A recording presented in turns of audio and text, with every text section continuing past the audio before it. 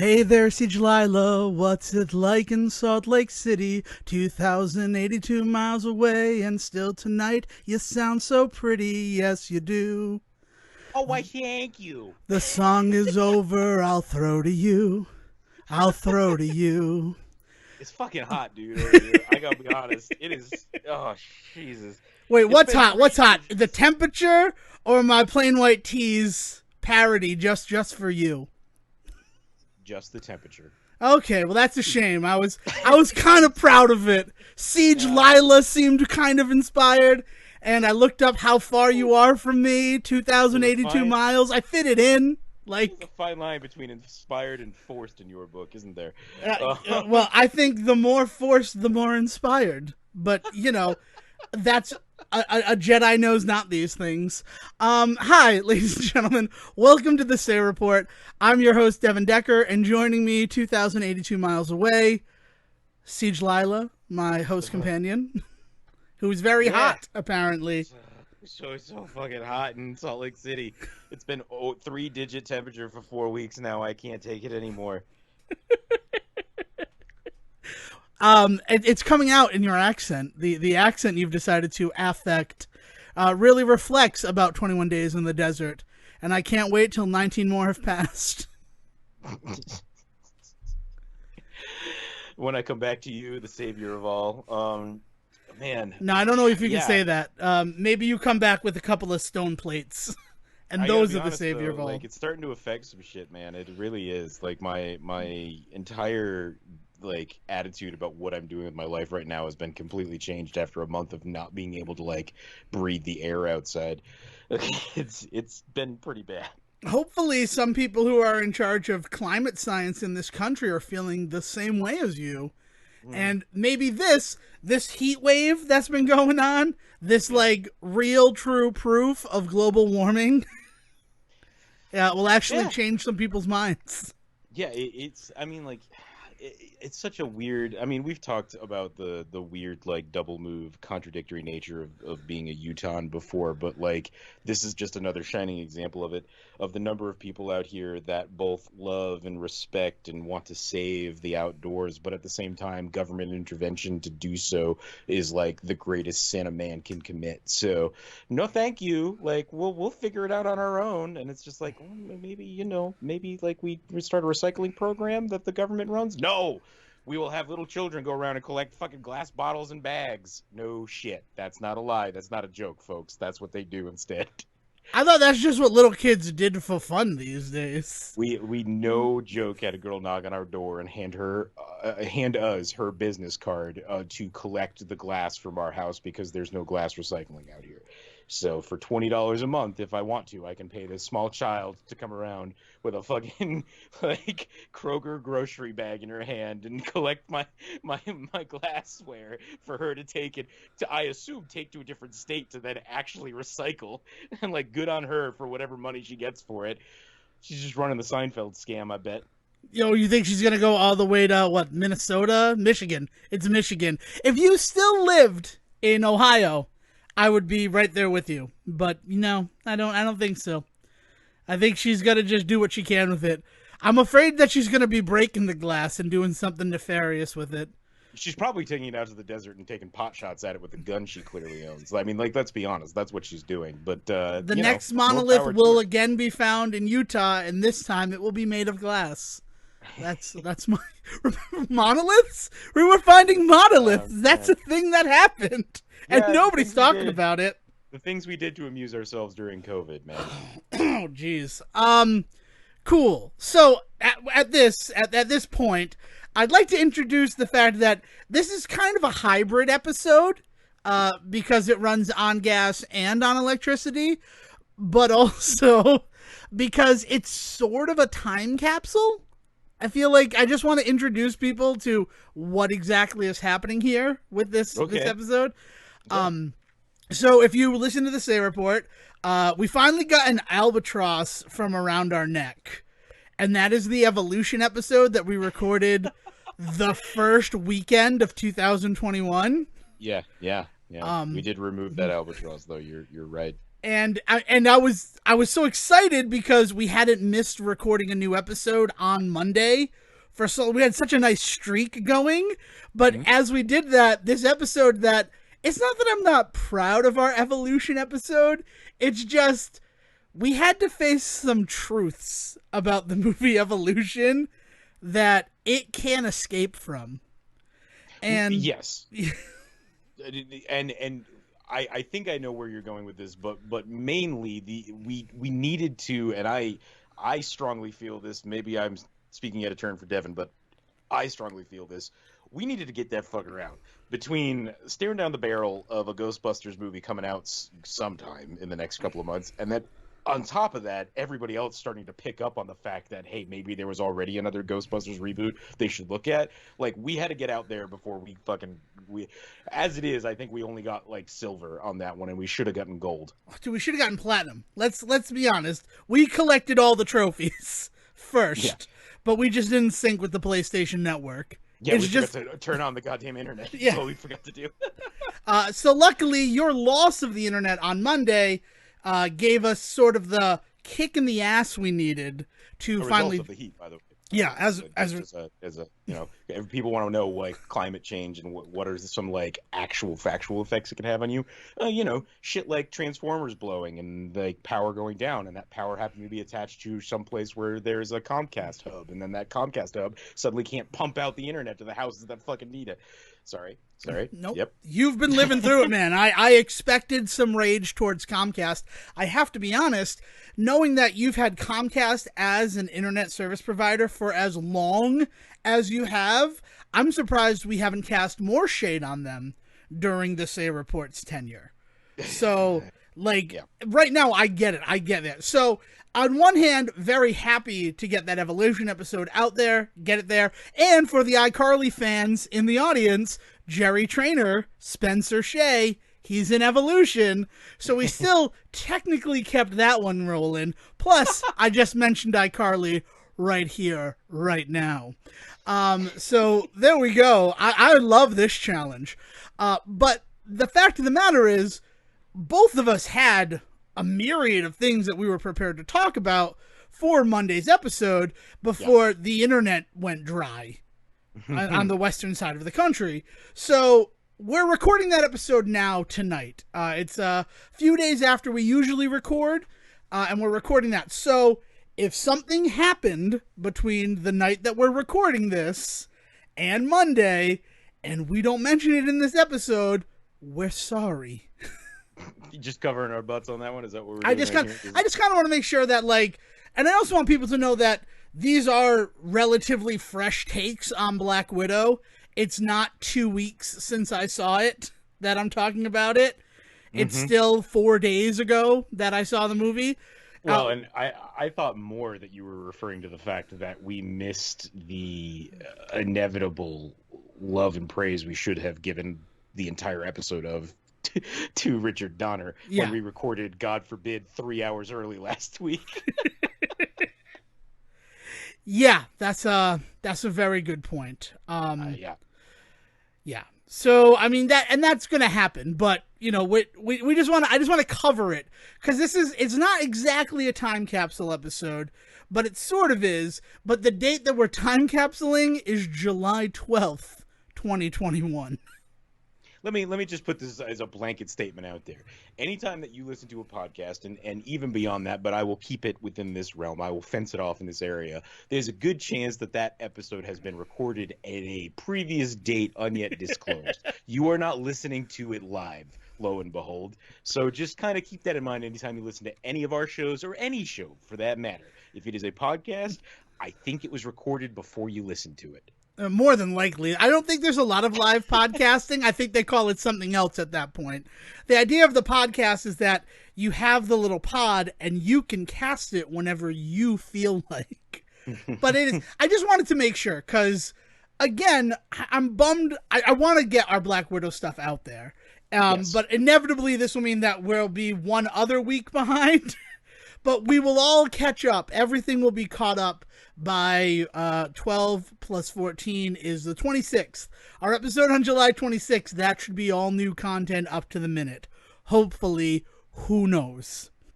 But I thought this would be a fun thing to talk about because people don't necessarily think about the fact that things aren't brandy spanking new. And sometimes that's important, especially if we're going to talk about something like Black Widow, a movie that was supposed to come out last May. So, 14 months after the fact. I honestly was ready to entirely to go with, as our tribute to Disney, we decided to hold off a week and a half on our talking about Black Widow. Yeah, and I would have been okay with that, but I also I just want to be honest. I want some transparency on this one because it's a lot of stuff, and I lie too because I just finished watching something today that I couldn't get to on Monday but wanted to discuss on Monday. So I am going to inject some later stuff too. It's all the magic of podcasting. And very rarely do we get that moment to stand on our little digital soapbox and be hyper meta about what it is that we do. So I kind of wanted to take advantage of it just this one time. Yeah, man. Hey, more power to you. All right. So before we get to Black Widow, which I think is going to be the tail end of this episode, we have a lot of other things to talk about.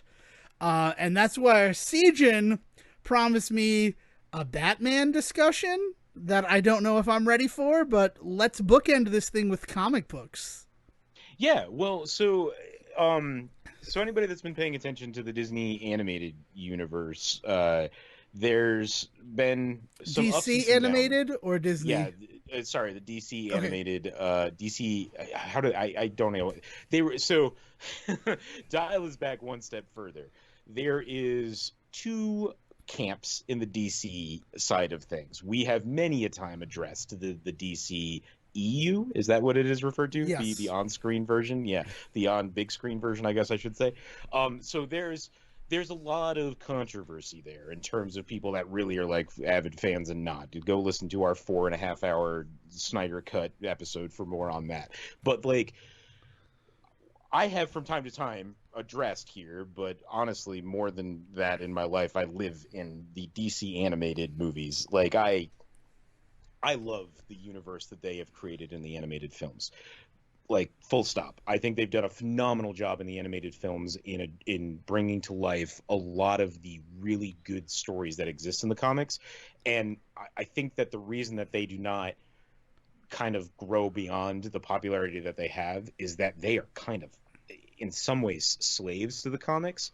And it is when they kind of break from the comics that they really lose a lot of fans. So there's not a lot of freedom for them in these DC animated movies, and it's to the artists' credit in these films when they can really kind of take the comic book stories, animate them, and make them really good versions of those stories and succeed. There's been some stuff that has happened over the last few years. I believe that we kind of offhandedly talked about The Killing Joke and about how that kind of fell apart. For those that don't know, when they animated Alan Moore's The Killing Joke, already a pretty controversial story in which the Joker handicaps Barbara Gordon and she goes on to become Oracle from that point on for a bit in the books. They added an hour's worth of content to that story in which you learn that Barbara Gordon as Batgirl has a not just crush on Batman, but straight up like submissive sexual relationship with him. And it is like super gross. And so not a good version of that story. So the animated movie kind of fell flat for a lot of people. On that, just to intersect real quick, yeah. I read Alan Moore's take on the Killing Joke movie recently. It just came up on one of my feeds.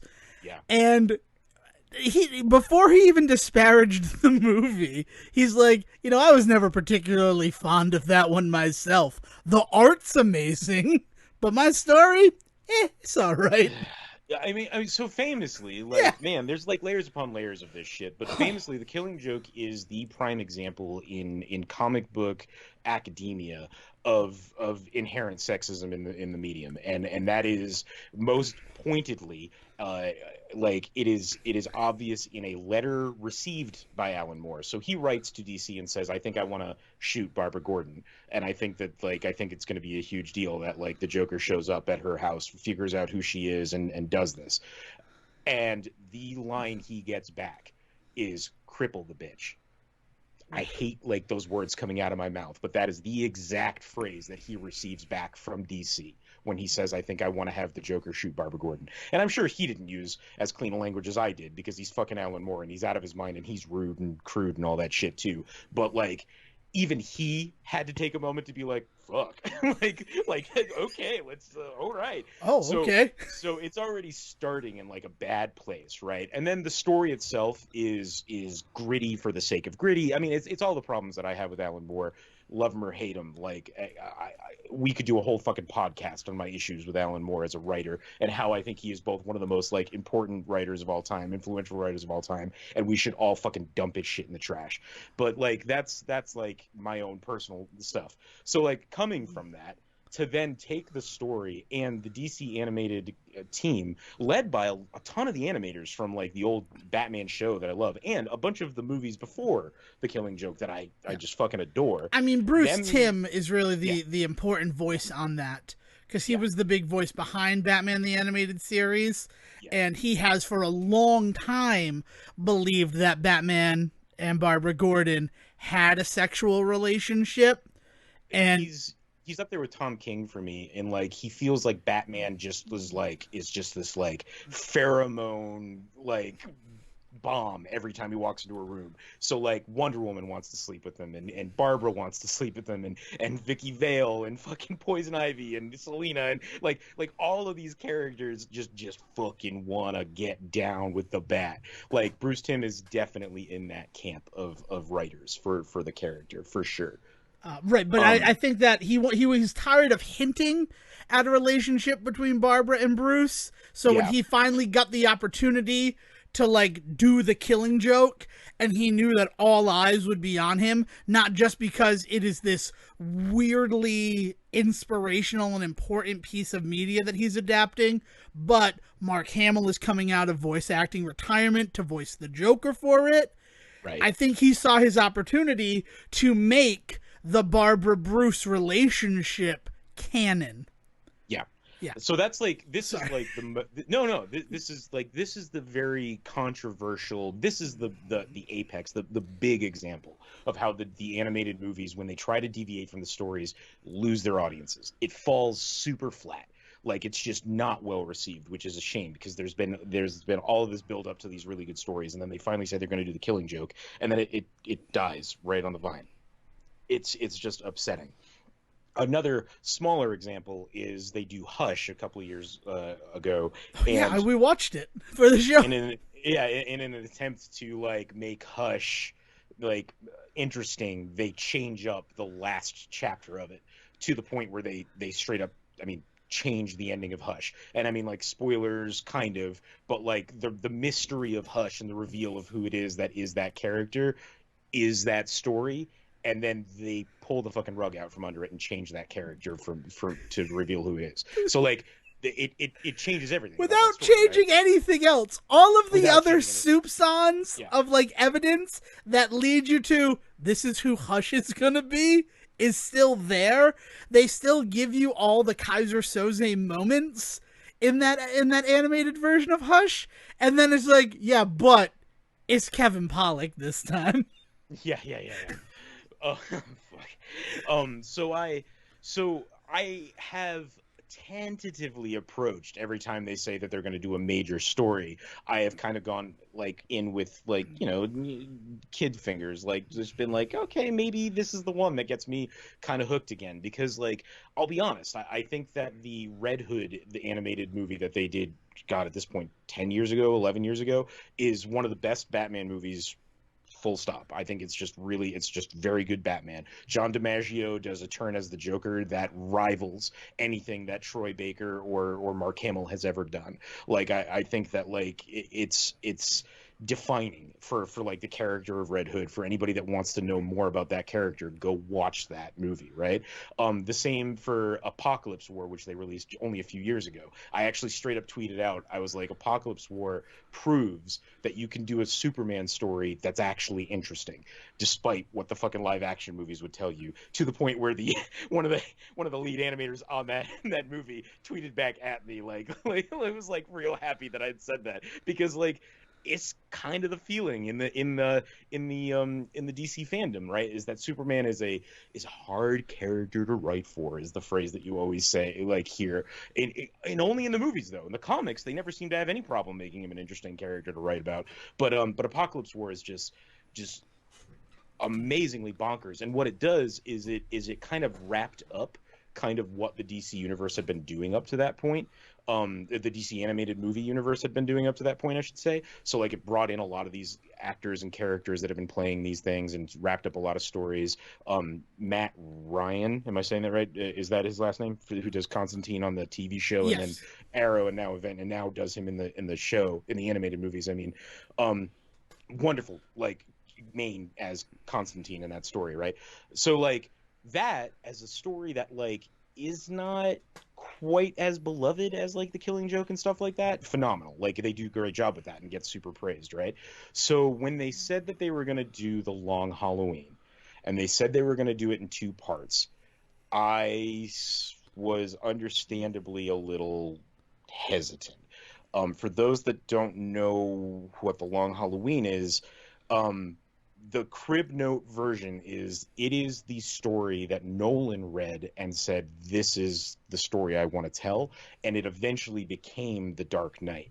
So even before, like, he had read it before Batman Begins, fell in love with that idea of the Batman in that particular story, and was like, okay, I don't love superhero stories, but I will tell a Batman story because this is the one that kind of got me. So like it breeds the whole Nolan verse, and then after that, it leads to the best one of the three. I mean, I don't think anybody would fight me on that. Like the Dark Knight, and the story of specifically Bruce and Gordon and Harvey teaming up to take on crime in the city, and it eventually leading to like Bruce realizing that he needs to become a better Batman, Gordon realizing he needs to be a better cop, and then on top of that, like Harvey falling into becoming Two-Face, and right, like, Mm-hmm. and it is this gorgeous story, and to add to that, it has possibly the best art ever, like ever. And I'm kicking myself because I had the artist's name in my head 2 seconds ago and I can't pull it out of my butt now. But Jeff Loeb is the writer on it, and it is so near and dear to my heart. So like I'm biased from that point. But on top of that, like the idea that it is kind of the catalyst story that kicks off the Nolan verse, and you can't argue that the Nolan verse didn't somehow affect what DC decides to do after, right? So in a weird way, it kind of is like the nugget of an idea that breeds everything that comes after it, as far as what Warner Brothers kind of wants to do. And the problem is that rather than letting an artist like Nolan read a story like that and then do what he wants with it, because it is not, The Dark Knight is not beat for beat that story. It is just heavily inspired by. They don't let that happen again. And so like there's a lot of arguments to be made about like the ways in which Nolan interacts with this particular story, blah blah blah. So when the animated movie series says that they want to tackle this, there's a whole lot of fucking baggage, right? And there's this part of me that's just like nervous about it because of the ways that like the Killing Joke was handled and Hush was handled, but at the same time I'm kind of excited because I also have my favorite movies in that universe as well, right? So like where is this going to fall essentially, right? I mean, one of the fucking wildest animated ones that everybody should just watch, Batman fan or not, is you all should check out Batman Ninja. It is this crazy ass version of Batman done by this anime studio in like a weird CGI 2D like art style, and it is all about Gorilla Grodd accidentally sending everybody back to feudal Japan, and then they kind of do like No Man's Land style, like every villain gets like a territory, so it's both No Man's Land versus mixed with like actual feudal Japanese history, in which like there were dynasties and there were families and there were all this other shit going on, like, and then all of it comes together in a giant mech fight. Like like it's an amazing, out of its fucking mind movie. So like, were they going to go that way with it though? Were they going to just go super fucking just into it? Because one of the other things about Long Halloween, and probably one of the reasons why it's so near and dear to my heart, is it is such a celebration of the villains of the rogues gallery and the weird shit that they are all kind of up to all the time. Like, you see everybody. The Joker has a couple of really good issues. The like, fucking Mad Hatter shows up. Poison Ivy has a good story. It really introduces and solidifies the relationship between Catwoman and Batman, and Selina and Bruce, and about how those are kind of different stories. But then on top of that, there's also this really beautiful undercutted like B-side story of what's going on with all of the gangster families, and like the Falcone family is huge in it, and like it, and so in addition to it being this just beautiful example of Batman versus all of these weird villains, there's also Batman the detective. There's also Batman versus the mob. There's just all of this shit going on in this story. So where the fuck are they going to go with it? And so I straight up not only ordered the part one of the animated movie, because they split it straight up into two parts, I also then just ordered the book again, because I owned it at one point. It got lost somewhere in a move, probably sold off for gas money. And so I had to buy it again so that I could like literally just like read it and watch it and then read it. And they are like hardcore following the story this time around. I don't know if after the Killing Joke they're just super nervous. I don't know if they realize that the story is just too good to ignore. But like, beat for fucking beat, it almost feels like a goddamn storyboard for the animated movie. So like, part of me is happy to report that like they're doing right by that particular story. I don't know though, because there's this other part of me that feels a little, not disappointed, but like hesitant to like recommend it to people, because like at that point, just read the comic. Not only can you get the full story right now, you don't have to wait 3 months for them to put part two out, but on top of that, I think the art's better in the book. I think like you know, it flows at your own pace, rather than having to be like forced, because like shit happened in the movie and I was like, well, that doesn't happen until much later, and then I read the comic again and I was like, oh no, that does happen that early. It's just that I personally, like, I read at a different pace than the movie plays. Like I take shit in at a different way, and like I come to understand things that have happened earlier due to like later events in a way that, because the movie is just showing it to you, you kind of can't do that, right? And so it kind of became this like whole weird experience watching this thing of like the idea of interpretation, the idea of translation, and like, and then on top of that, like whether or not the DC animated movies could like save themselves from whatever weird death spiral they were starting to get into. Because I'm not kidding, Killing Joke came out and it really pissed a ton of people off. So like, it had the potential to bring in so many people to what I consider to be such a great world, but what it became was just another example of DC not knowing how to animate their shit, not knowing how to put their stuff on screen. Like it sucked that they couldn't get that story right, considering how important it is. I mean, even as somebody that doesn't love that story, I still recognize that if they had done it right, it could have been really huge, and they just fucking whiffed it.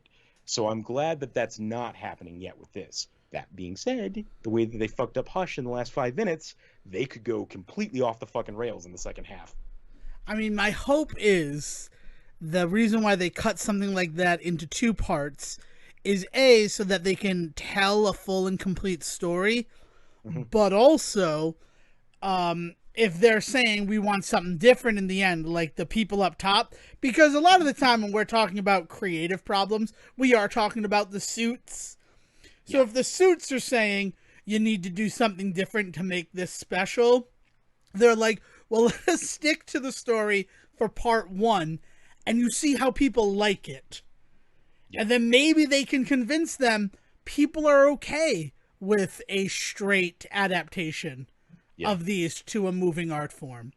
Mm-hmm. I mean, or, unfortunately, like what you just said, you can get the whole story right now.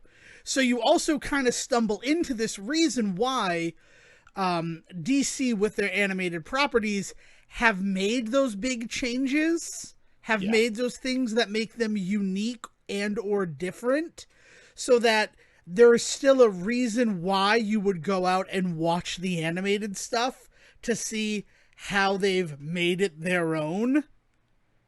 So I don't know. It's hyper interesting. Everything that you talk about in relationship to this really just sounds like the machine churning its gears and, you know, pooping out the entertainment the way that DC finds it most profitable.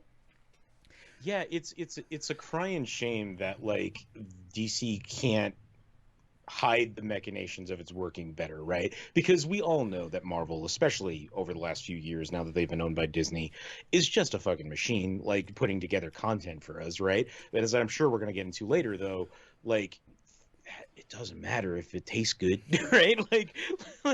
Like they can just pack as much bullshit as they want into that sandwich. If it tastes delicious, I'm still gonna eat the fuck out of it. And DC's never been able to figure out that formula to make it taste good, right? And so they have from time to time in the animated movies, and I say time to time, and I really mean more often than not, they've been able to really hit a really good sweet spot for a lot of people that have made the animated like movies really kind of important to a lot of people. They did Judas Contract a few years back, which is a really important Teen Titans story. And what's really interesting is they stuck so much to the original version of that story that there's some really problematic stuff with like the relationship between like Robin and Starfire, and there's some really kind of weird stuff going on with Slade, and there's a young too young female character that he has like a weird relationship with. But like it's a story that for Slade, like as an example, is inspired by The Professional, which is this like hugely beloved film that like not enough people talk about the weird relationship in, as far as I'm concerned. People do, but like not enough people is what I mean. And so like there's they do this. It hits like really well. Like people really love it, and like it breeds a lot of really interesting conversation. It leads to a lot of people like really kind of digging into the DC stuff in the same way that we all do with the Marvel stuff now, because the Marvel movies are so good. Like there's this wonderful community of people that are watching these movies and dissecting them and not always loving them, but not always hating them, and like willing to watch the next one. It's the audience that they've always wanted for their live action films that they've never been able to figure out. And I don't know why they have not looked to these animated movies. I mean, in the same way that, you know, I also talk about the Arrowverse. I love and hate a bunch of stuff about the Arrowverse on CW, but they do a really good job of getting people in the room and watching these stories and talking about these stories. Love them or hate them, people watch this shit and talk about it.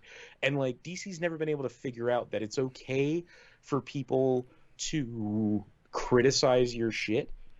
You should still stick to your guns. They've just never been able to figure that out. Their machine is so focused on being a people pleaser that it is front and center. They are out there displaying their goddamn machine, talking about how it's going to make you happy, and then when it doesn't, they look like fools. I think the big issue that DC has is they never really had to compete in the live action space before. They were kind of the only game in town, and let's be honest about it. Like the Batman and Robin, or just Batman from the 60s, right? As campy and as ridiculous as it looks now, it was huge. Oh, yeah. Everybody watched that. Everybody was Bat-2-seeing. And when Marvel tries to do that, they do the Incredible Hulk, and it's so not the Incredible Hulk. Yeah. Like, it's, as much as I love the Bill Bixby, Lou Ferrigno Incredible Hulk, I absolutely love it. And it does reflect what the comics were doing at the time, because Bruce was just trying to stay under the radar and live his life. And then inevitably would become the Hulk, and Thunderbolt Ross would be on his ass. And, like, I think I'd prefer Jack McGee to Thunderbolt Ross if I'm Bruce Banner. I also would prefer to be Bruce Banner as opposed to David Banner, but that, you know, you take the good, you take the bad. So it's one of those situations, and then, you know, Marvel tries to do a live action movie with one of their properties, and it's Howard the Duck, and it completely shits the bed. So then DC comes along with Batman in 1989, 3 years later, and it is heralded as this masterpiece that launches 1,000 fucking ships and can do no wrong. And then it's not until 97 that Marvel tries to get back into the live action movie game. And then they don't really succeed until 2002 with Spider-Man. So, like, DC, because they saw that success in the live action realm, Yeah. and continued success, right? Because you have Batman, then you have Batman, then you have Batman in 2004. I'm noticing a pattern. I'm not loving it, but Well, but you, I mean, like, but even before Batman, like joke all you want about Batman becoming their golden boy once the '90s hit, for sure. But even before Batman, I mean, like, I'm forgetting the Superman earlier. movies with Richard Donner. Right, You're like completely Richard correct. Donner's Superman movies, which also hit huge. But even before Richard Donner doing Superman, and we should talk about those for a hot second, in honor of the man and in honor of those movies. But even before that, you had the Superman serials that were huge with George Reeves playing him. Like, I mean, like Superman always hit. Like you're saying, like DC was never used to playing second fiddle. So like when it came time for them to kind of take that back seat and kind of reevaluate, they didn't know how to do it. Right. And I think the bigger deal is the reason why they're so focused on live action and won't even acknowledge that, like, we have this animated stuff that's doing well, that's fine, but we're DC. We are the live action guys. We're the ones that they should always be able to come to and enjoy live action adaptations, real world adaptations of our stories. And they've been blown out of the water by Marvel since Avengers. Yeah. I'll even say that Avengers is kind of the splitting point for them. Once Disney gets involved with Captain America the First Avenger, and there really is that shift and that Disneyfication of the behind the scenes of everything, you see DC start to fall behind. And It's and DC has never been able to deal with the fact that their animated stuff has been so strong. Because I mean, even in the '90s, after Batman Returns, you see them kind of fall apart with Batman Forever and Batman and Robin. You know, there are definitely fans of those movies that will argue with me, but like there is a clear turn in which the audience is not sure if they're there ironically or not for those two movies, right? But at that same time, Batman the Animated Series, Justice League, Superman, like you have all of these other animated shows that are picking up the slack that allow DC to keep going through the 90s. And so like they've always weirdly depended on and needed the animated side of their whole, bringing their comics to life universe style. They've always kind of needed that to like keep them afloat while they try this weird experiment in the live space. And the fact that they've never been able to like respect that, I think it rubs a lot of DC fans the wrong way, and I think it's what leads to a lot more resentment with DC than you would normally get in this situation. Like people can say like nerds be nerds and just are shitty online, and that is definitely part of it, but I think a huge part of the vivid anger, the like resentment that you see online comes from this idea that like we grew up on Batman the Animated Series, we grew up on Justice League, and the fact that like DC refuses to acknowledge that those were worth a damn, and instead want to keep focusing on shoving another like gray Superman movie down our throats is hurtful, like as a fan. The thing I loved was these super colorful cartoons in the 90s and the 2000s. I love these animated movies you've been putting out for the last 25 years. Like focus on those guys, like at least, and I'm not saying only focus on those, just for a hot second. Put one of them in theaters for just for more than a weekend.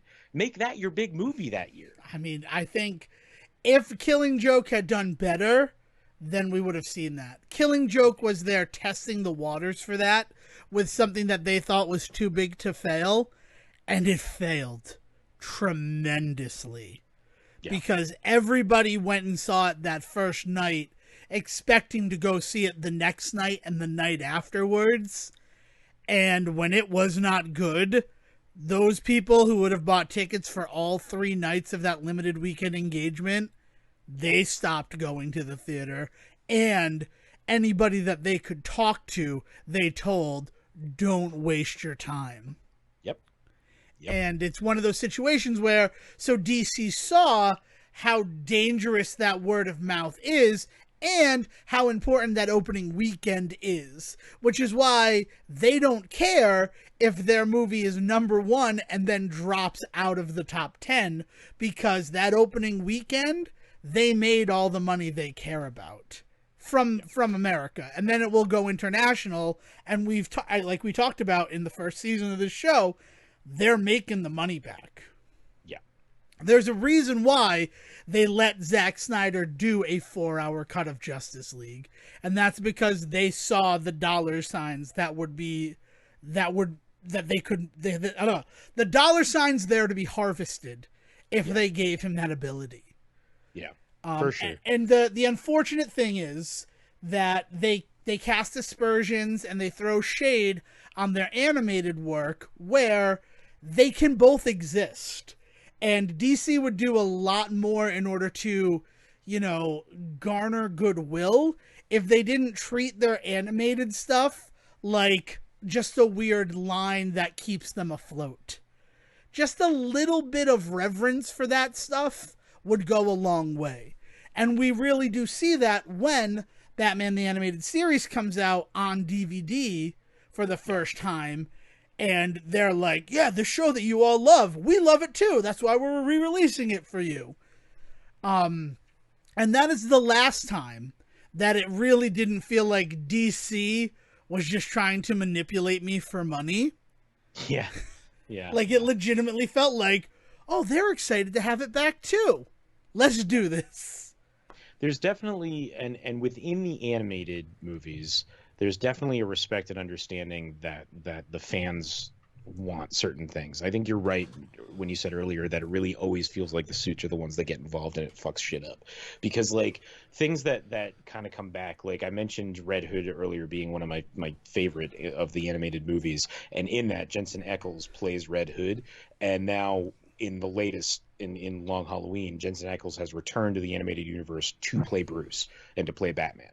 And, like, that is just like a phenomenal like book ending for me of like the movie that really got me into these movies and the movie that I'm sitting on right now. To have him come back and now get to play Bats is awesome. And to that point, Troy Baker is playing the Joker in this one, and like anybody that has been kind of following like the Joker and what Mark Hamill's getting up there, and everybody was like, what's going to happen? And then of all things, Arkham Origins, the video game, is like turns to Troy Baker to come in and play him in that rather than Hamill, because it's made by a different studio than Rocksteady, right? And like everybody's super nervous, but then he shows up and everybody's like, actually, he's kind of the best part of that game. So like Troy Baker suddenly becomes like a fan favorite for playing the Joker after Mark Hamill, and like so to have him playing the Joker in this movie is really good. And like there's so Josh Duhamel as Harvey is amazing. Like it's awesome. There's a love and respect for the fans that in the animated movies, even in The Killing Joke, like Bruce Timm has his issues, but he has always loved the people that watch his shit and love it. So like you feel that that these movies are at least being made in a way to try and keep the fans in and interested and bring in new people, whereas the movies constantly feel like they're just a punch in the gut to anybody that's been paying attention for longer than 5 minutes. Yeah. It's a to be continued conversation, unfortunately, because it's to be continued because you still have a second part of the Long Halloween to see exactly how it goes. It's to be continued because DC still feels like it's motivated by the almighty dollar. The same conclusion that I drew in our second special episode is still their MO. Yeah. There's no other way to put those words. It's just fact. And we're going to have the Suicide Squad later this year. We're about a month out from that. So, this is always going to be one of those ongoing ones. But this latest chapter and your experience with it, focused through the lens of the Long Halloween, it kind of gives me hope in a weird way. That maybe they're getting that the animated stuff has an important role to play for them. Maybe they picked that up because of how good Harley Quinn is in terms of original content on DC Yeah. Universe. Like, For as sure. much as we love Doom Patrol, like, most people are talking about Harley Quinn. Well, and Harley's always been their moneymaker, Yeah. like no denying, like the powerhouse. And then you add to that the fact that they were actually able to pull off a phenomenal TV show, in addition to using a character that was already pretty big for them, is gangbusters. Like it, yeah, no, I can't argue with that. Yeah. So, I mean, yeah, I think there's a lot of other stuff to get to, but I'm excited to revisit this in a month with the Suicide Squad, and in 3 months when the second part of The Long Halloween comes out, which that sounds like it's dropping in October, huh? It's like they planned it. Maybe they aren't as magnanimous as I thought. Maybe it is all just marketing on their part. But Those idiots will drop it in like mid-September and not realize they missed the mark there. But whatever. we'll talk about it when it comes we'll out. talk about it when it happens. But I am going to use the jumping off point of Superman being hard to write for, because a few weeks ago we talked about Superman and Lois after I had watched the pilot, and I was confused is Right? the nicest way that I can put it. You and me And both, brother. now Tyler Hoechlin, he's kind of my Superman in a lot of weird ways. Okay. All right. They were on hiatus. New episode just dropped yesterday. Haven't watched it yet. But like he's doing the best job at doing a Clark Kent and a Superman. I mean, And, you're like- talking about the charming motherfucker that has played him since Supergirl, right? Yes, Like, exactly. yeah, Right. yeah, and he has always been a shining beacon of hope in the Superman live action universe. You know, God love Brandon Routh. I think he's doing much better post Superman than I think he would have done staying Superman. And Henry Cavill is a beautiful face, but give me Geralt any day over his Clark or Supes. But man, I'll take his yeah. man from Uncle. I love him as There you go. Yeah. Yeah, it's but I'm really enjoying the show, and it is impressing me, and it is making me think about Kryptonians in a whole new way. So I really I want to pay some tribute there, and I think I'll dive deeper into that show once we have a complete season, because this hiatus, as much as it feels like there may have been a hiatus from creating the show due to outside forces, nay, the continuing pandemic in America and what it meant for creation of things, I also feel like they kind of went back to the drawing board a little bit to rejigger some of the stuff in the show that wasn't necessarily working. Kind of like when Freaks and Geeks came back with a second pilot as its 7th episode. I was gonna say, or like the 3 times we saw Ghosted reinvent itself. Or Yeah, something. exactly. yeah. Oh, I don't like to bring up Ghosted. It makes me sad. And I'm happy. I'm feeling happy. But using the CW as a springboard, I'd like to talk about their new show, The Republic of Sarah, nay, the reason why I've, against Siegen's wishes, named this episode The Republic of Devon. Which is insane. The show is absolutely insane. Are you familiar with this at all? Okay. No, to short answer your question, I have seen literally like an internet banner, and that's it. Like, I have never known less about a subject for you to bring up on this show before. Good. Then I feel like you're in my shoes when you brought up The Long Halloween, because while I'm like, it inspired Batman Begins, that was like where my knowledge on it stopped. Because I got a copy from the library, and someone had drawn all over it. And I just never went back to read The Long Halloween. That was a day. But yes, so the Republic of Sarah just finished its 4 episodes, right? So the 4-episode test is alive and well, despite what may have been said in our forward episode. It's still something that I'm using for these shows, because the first episode of Republic of Sarah, I'm like, this is absurd. I need to see what's going to happen. And then the second episode, real good. Third episode, kind of a stinker. And now with the 4th episode, aside from the fact that they cannot decide what season it is in the Republic of Sarah, Yeah. I'm on board. When you say what season it is, do you mean literal season or do you mean television season? Oh, I mean literal season. I was afraid that's what you meant. Because there was a scene where they were on a dock into a lake, and the lake was frozen solid, and there was like a good 6 inches of snow on the ground. Did they And then address that it was frozen solid, or could you just see that it was no, frozen it was solid? just we need to have a scene on a dock, and unfortunately, the lake is frozen solid Okay. today. That is, I don't know if that's more or less forgivable, but the idea that it was not them talking about like ice skating in one scene and then talking about going to the beach in the next kind of forgives it a It little is bit, maybe. more or less forgettable if the next scene was a spring day. And I mean, like, it was a summer day. It wasn't like there was an odd, like, freeze overnight. Like, it's too much now, guys. Like, this was whiplash. This feels like that was an added shot. But that's not what I want to talk about with the Republic of Sarah. What I want to talk about is the plot of the Republic of Sarah, and that is the governor of New Hampshire has sold eminent domain rights to an evil corporation to dig for coltran, which apparently the town of Greylock has a huge supply underneath it.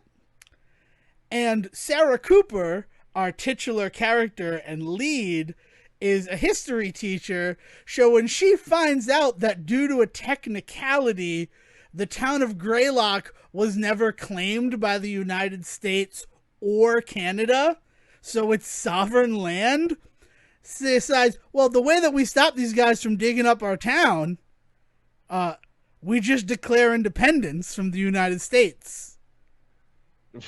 So it's that one episode of Family Guy. It is Blown out into an entire in Peter We Trust, blown out into a television show.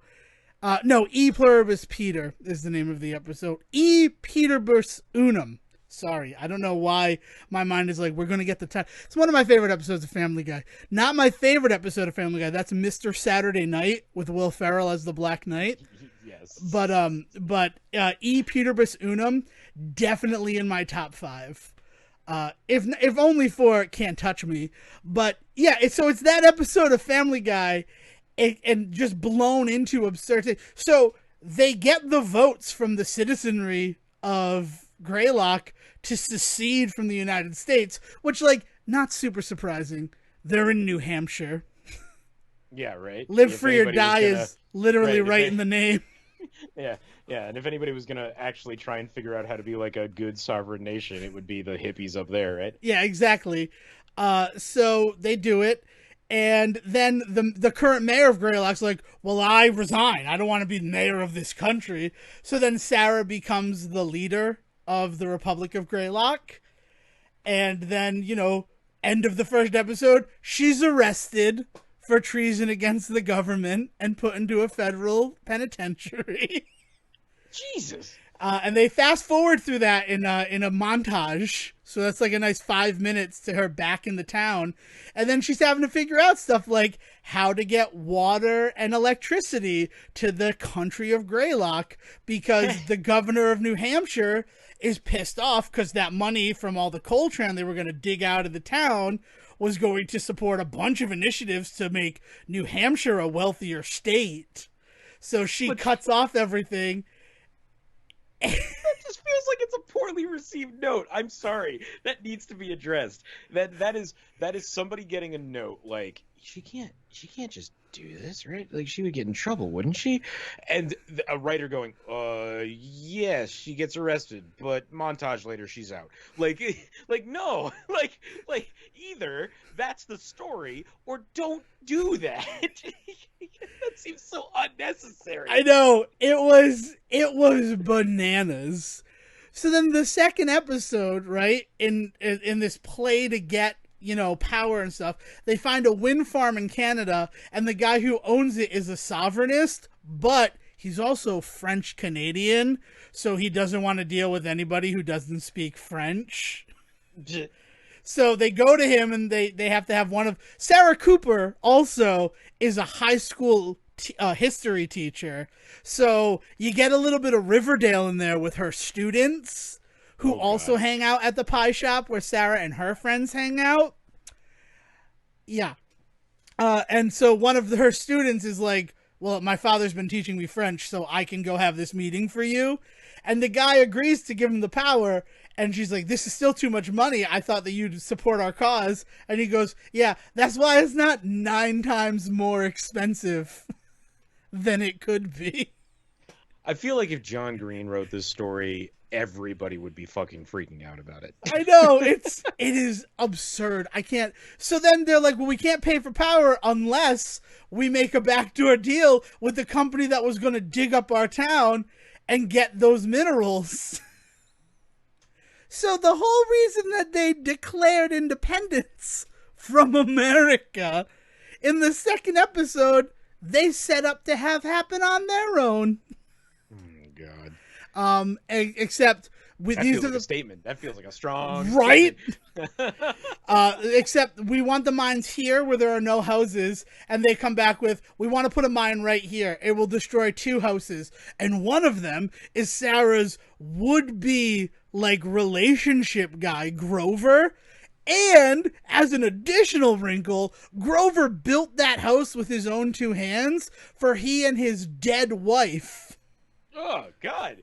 This is starting to feel like this is like a fucking FX drama. What is this? There's so much going on. Oh, I haven't even mentioned the fact that Sarah's brother, Danny, who was Link, remember Link from Agents of S.H.I.E.L.D., is that actor who's playing Sarah's brother. He works for the evil corporation. Okay. If you were making this shit up right now, I'm going to be so angry. Everything I'm telling you is super true. If the reveal at the end of this conversation is that you have been lying this whole time to pull a fucking fast one on me, I swear to God. Nope. Again, this might be the least I've ever known about a show that you've ever brought to this table, and this might be the least I believe anything you've said about a show. Oh, well, let me add, because there's more, that Danny, Sarah's brother, first of all, he hates their mom because she's a drunk. Oh, she's also the former governor of New Hampshire. Okay. So that leading is in Sarah's blood. But they kept her drinking under wraps. They, like, buried 12 DUIs. And she used to beat up on Sarah's older brother. And he did that so that Sarah wouldn't get beaten up on, right? So that whole story's there, too. But in addition, Sarah's, one of her best friends, Corinne, was dating and engaged to Sarah's brother. And then he just bounced out of the town and left her. And now, I feel like we're a couple of like 80-year-old women playing bridge, and you're just telling me all the gossip of the town around us right now. Well, Corinne has a son, and Danny's pretty sure that it's his son. Okay, so you know what this show is, Dev? Like in all honesty. Yeah, no, I know what this show is. This is a poorly learned lesson from Jane the Virgin. Jane the Virgin hit super big for them, and then somebody said, "Oh, just take a soap opera and just make it funny." And that is all they picked up from that show, and not the fact that it was super intelligently handling things like like foreign relations and the idea of being like an other in this country and all of the other really important things that Jane the Virgin did. The only part of that show that they thought was the thing that people liked was the fact that it was a soap opera, but like, you know, like over the top. And it's like and somebody at CW went, yeah, that worked one time, let's do it again. That's all that this sounds like to me, is that somebody just picked up on that one note from Jane the Virgin and ran way too far with it in the wrong direction. I have to tell you, everything I'm saying to you, even relating it to you, it all sounds absurd. Everything about the show sounds absurd, even as I relate it to you.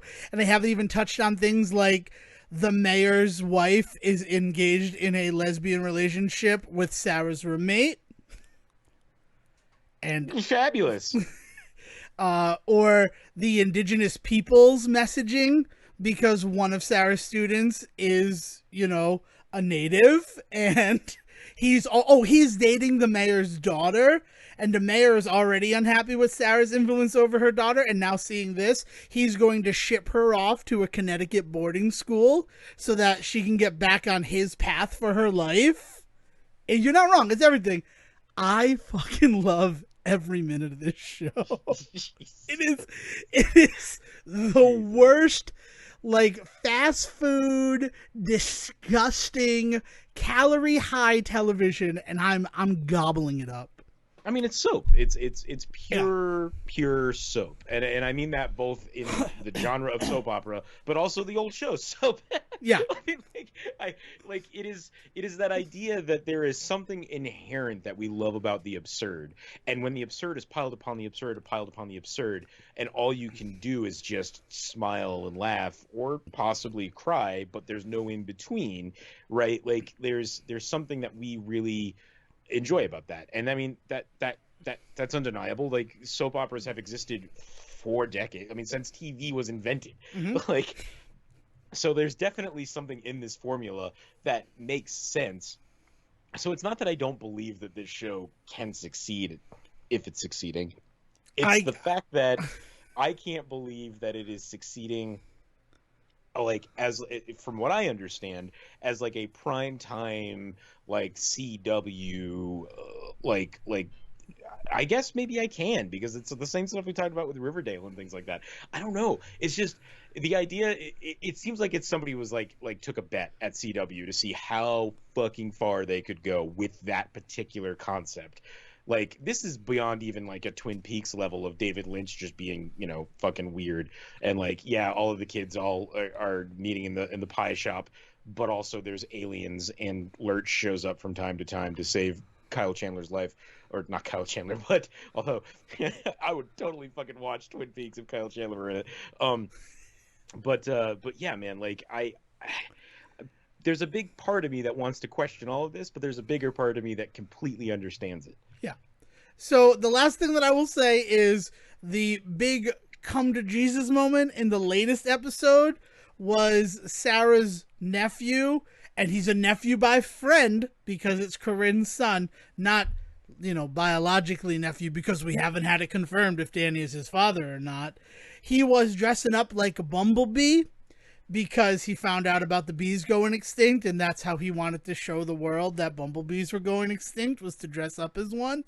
And he got made fun of for it twice, but he still continued to dress up like a bumblebee. So then by the end of the episode, all the little kids in Greylock are dressing like bumblebees. And that's what Sarah's like, you gotta stick to your convictions, because eventually people will come around. Because eventually we'll all be bumblebees. It's absurd. I am mainlining it because I figure it's not getting more than one season. And if it does get more than one season, I might forcibly eject myself from the ride. But oh man. But I've been there. I've been to the Republic of Greylock, nay, the Republic of Sarah. And if you're looking for something to watch in this weirdly sparse summertime, that's only going to get sparser as the Olympics begin in a couple of weeks, right, the Republic of Sarah is right there on the CW. Wow. Man. Oh, man. Good for you that you found this thing that you're clearly enjoying. Like, I don't want to shit all over that, but man, this is a weird one, man. Oh, it's a weird one. And as much as I want to get to Black Widow, there's one more thing involving Ivan Reitman that we need to talk about, because it has been taking up space in my mind since I experienced the movie Twins, that are Friends with Benefits and No Strings Attached. Yep. And as much as I'd love to focus our next time capsule episode on those for their 10th anniversary, I don't think you'd like that very much. So instead, let's just poop out the conversation right now. And then and then Black Widow's coming, guys. So you have that to look forward to. We all know the concept of movie Twins. You got your Deep Impact and Armageddon's, right? Like, you've got your Dante's Peak and Volcano. Dante's Peak, Volcano, right? Yeah. So like, there was in the comedy, romantic comedy, I couldn't think of that phrase. Rom-com. In the rom-com venue, you had your weird twins at first look, which is the Friends with Benefits versus No Strings Attached, right? Yep. Now, what always ends up proving true in those conversations is the more and more that you talk about those movies, the more and more you realize they're really not like the same thing. Like there maybe is an elevator pitch, but I would even say for these two movies in particular, No Strings Attached and Friends with Benefits, there's actually not really that much of an elevator pitch combo on the two of them. And that is because it is very distinctly stated in No Strings Attached. There is straight up the scene where they have the conversation about how girls and guys can't be friends. Harry Met Sally style, can't be friends and fuck and not fall in love, or or it just ruins the friendship or whatever, blah blah blah, right? And that is the conflict of that movie, is that they are trying to prove that they can still do that. Lo and behold, they fall in love, bloom, romantic comedy ensues, right? Whereas Friends with Benefits, there is very distinctly not a moment where they have that conversation. They are continuously throughout that story kind of trying to figure each other out and talking with each other about how they don't think it's that thing, and then talking to others about these feelings that they have. They're exploring more. And I think that that's part of the reason why I really come down on like Friends with Benefits being this movie that kind of really stands the test of time. It not only because do I think that Mila Kunis and Justin Timberlake just fucking knocked that movie out of the park, both in terms of the comedy aspects of it, the actual chemistry between the two of them. There's so much going on in that movie that clicks and will forever click with me, that No Strings Attached, I mean, yeah, that's the one I mean. It just never works. There's never a moment. It feels like it's two people who are making a movie, and it is supposed to be this thing. So it almost feels like they're looking at the camera the whole time, being like, yeah, now this is happening. This thing you wanted, right? This is what you were expecting. Whereas like in Friends with Benefits, you don't feel that way. And so like I don't feel like the two really end up connecting in any way. The other big thing for me is that No Strings Attached feels like it is the inevitable conclusion of the PG-13 romantic comedy. Like eventually we're just going to start eating itself. We're going to be super formulaic, call out the formula, but still be formulaic. Whereas Friends with Benefits feels like it's the natural evolution of the R-rated comedy, right? Like you go through your Judd Apatows to get there, where you have the improvised comedy moments, you have the character that's kind of turning the stereotype on its head with Woody Harrelson. Like you have these weird like kind of attempts to again call out the trope, but then at the same time it doesn't fall into the same trap that the other one does, in that it actually kind of really beautifully in like an Edgar Wright style is able to satirize the genre while being a very wonderful example within it, rather than just the entire time just being like a weird fucking like mirror to society. I couldn't disagree with you more. On literally every point that you just made, I fall on the other side of the fence. No Strings Attached is so boring. I watched it once in theaters, Okay. and every other time it's ever come on, I have literally fallen asleep. So It's just boring. so then that sort of answers the question for me, is which one did you see first? Because if you saw No Strings Attached in theaters, it was No Strings Attached. Because that came out in January, and then Friends with Benefits came out in July of 2011.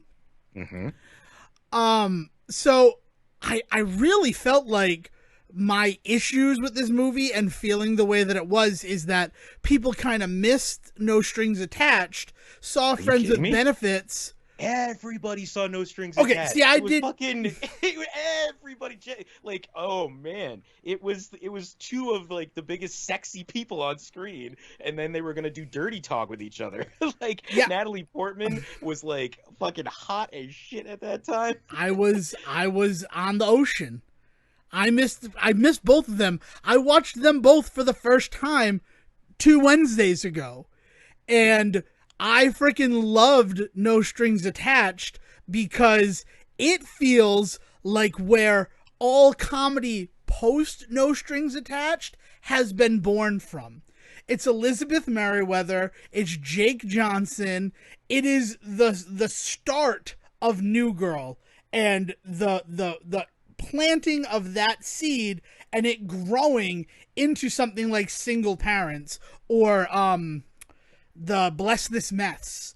like just Elizabeth Merriweather's like growth as this voice in comedy feels like it all started from No Strings Attached, and I can't believe I didn't know that was the origin or nexus point of that entire like type of comedy.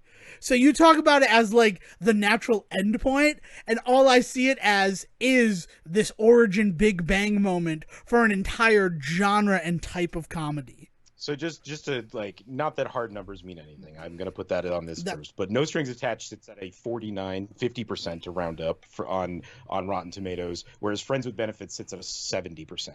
And I think that's, for me, really solid like numbers. Like I feel like No Strings Attached is a 5 out of 10. Yes, it's a romantic comedy that is watchable, but it doesn't do fucking anything for the genre, and I don't give a shit about a romantic comedy if there's not, in the same ways that I've talked about horror movies before. I don't consume every horror movie that's made.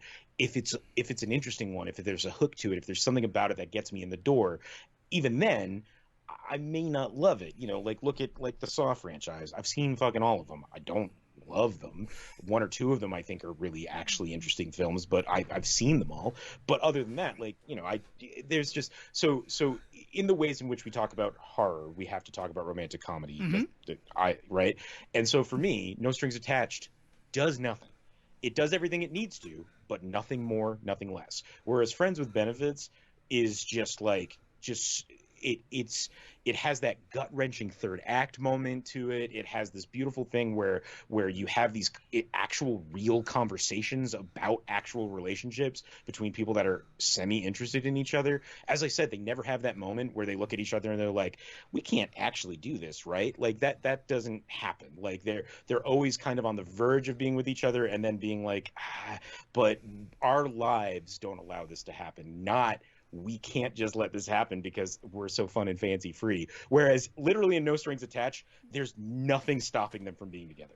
See, and that's where you couldn't be more wrong from where I'm standing at, because the things that are stopping them from being together are more cerebral, and it's like mental health and Natalie Portman questioning her worth to a relationship, and ditto Ashton Kutcher having these unattainable goals of success thrust upon him by his father, so that he doesn't think he'd ever be good enough for a relationship. I don't know anybody in real life like those people. Okay. Whereas in Friends with Benefits, I do. So like, so I think that there's another difference there. Like, super fake to me. Like, it feels so tropey.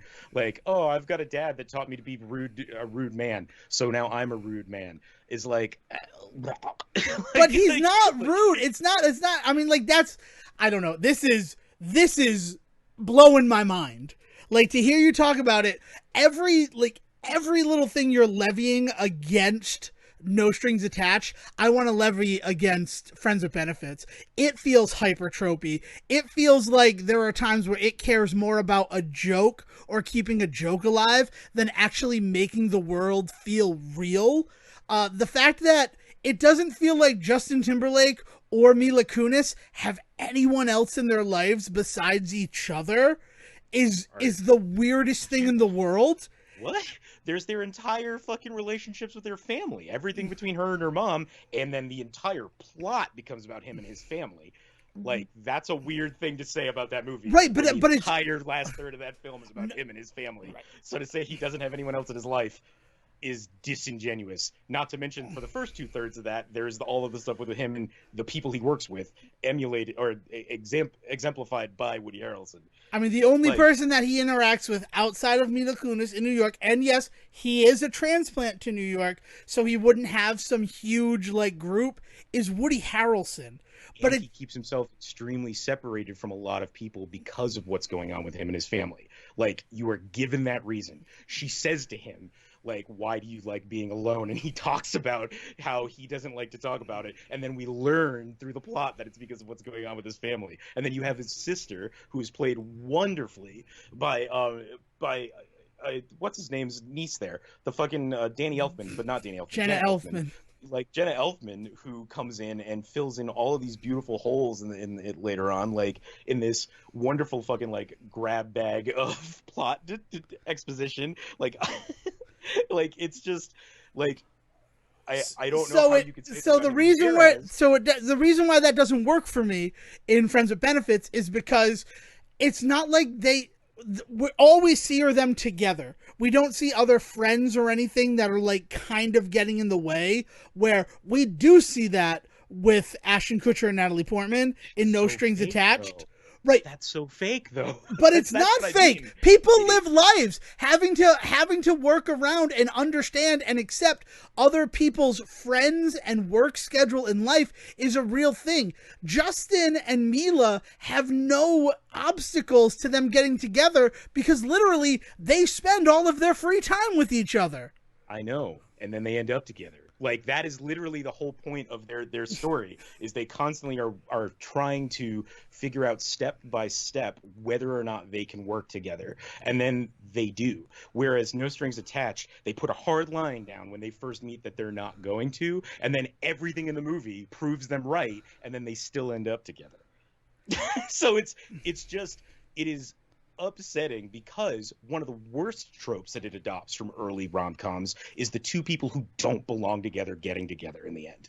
Like it is almost offensive in that way. Not as bad as some of the stuff in like the 90s and stuff like that, but like where you straight up see like guys that are just abusive to the females in them. And I will call out like How to Lose a Guy in 10 Days and stuff like that, and the ways in which that they treat each other in that movie.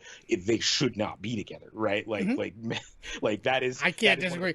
That is a hard rewatch. Well, so that but that's the movies that No Strings Attached is like looking up to.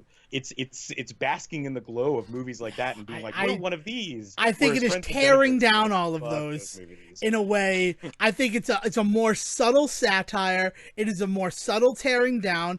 I mean, you say that they never have that discussion in Friends with Benefits. It's kind of the tennis discussion about like people can play tennis, we could play tennis, and then we just go on with it. They have the whole we can be friends and have sex and it will continue. They just hide it in metaphor.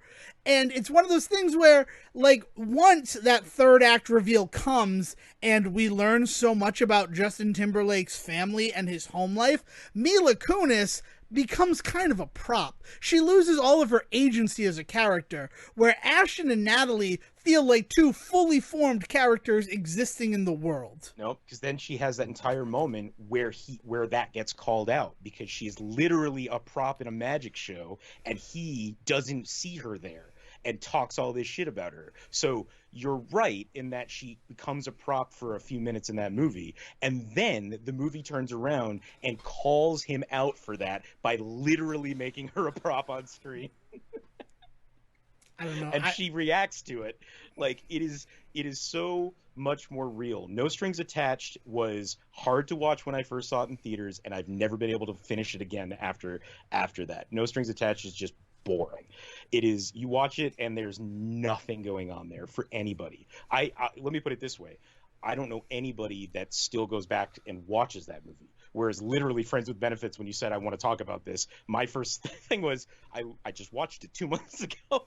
Like we had a night where we were like, oh, Friends with Benefits is up, we should put that on. Like, so it is a movie that continuously people go back to. And as I said, like you can see the evolution in that movie from things like Forgetting Sarah Marshall and to things like going forward, where you start to see Zac Efron really kind of pick up the bag from where Justin Timberlake drops it off in that, and you see him do a lot of really great those movies that he does that are kind of off everybody's radar with Michael B. Jordan there and stuff like that. Like there's so much more going on with Friends with Benefits that's interesting and worth going back to.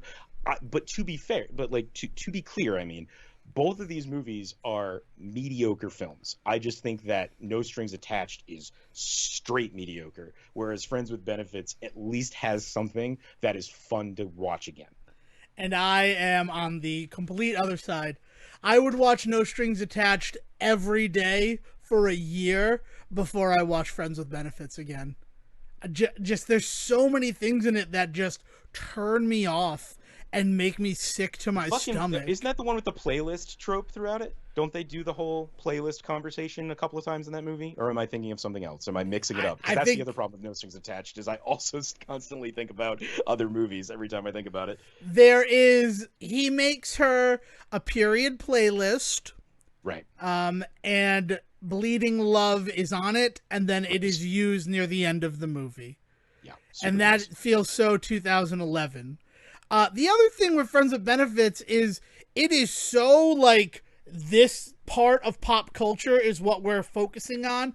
All the jokes about Sully Sullenberger and the Miracle on the Hudson and the flash mobs. It's all this stuff that like doesn't exist anymore, but at the time in 2011, you made a really good like Shrek movie with that.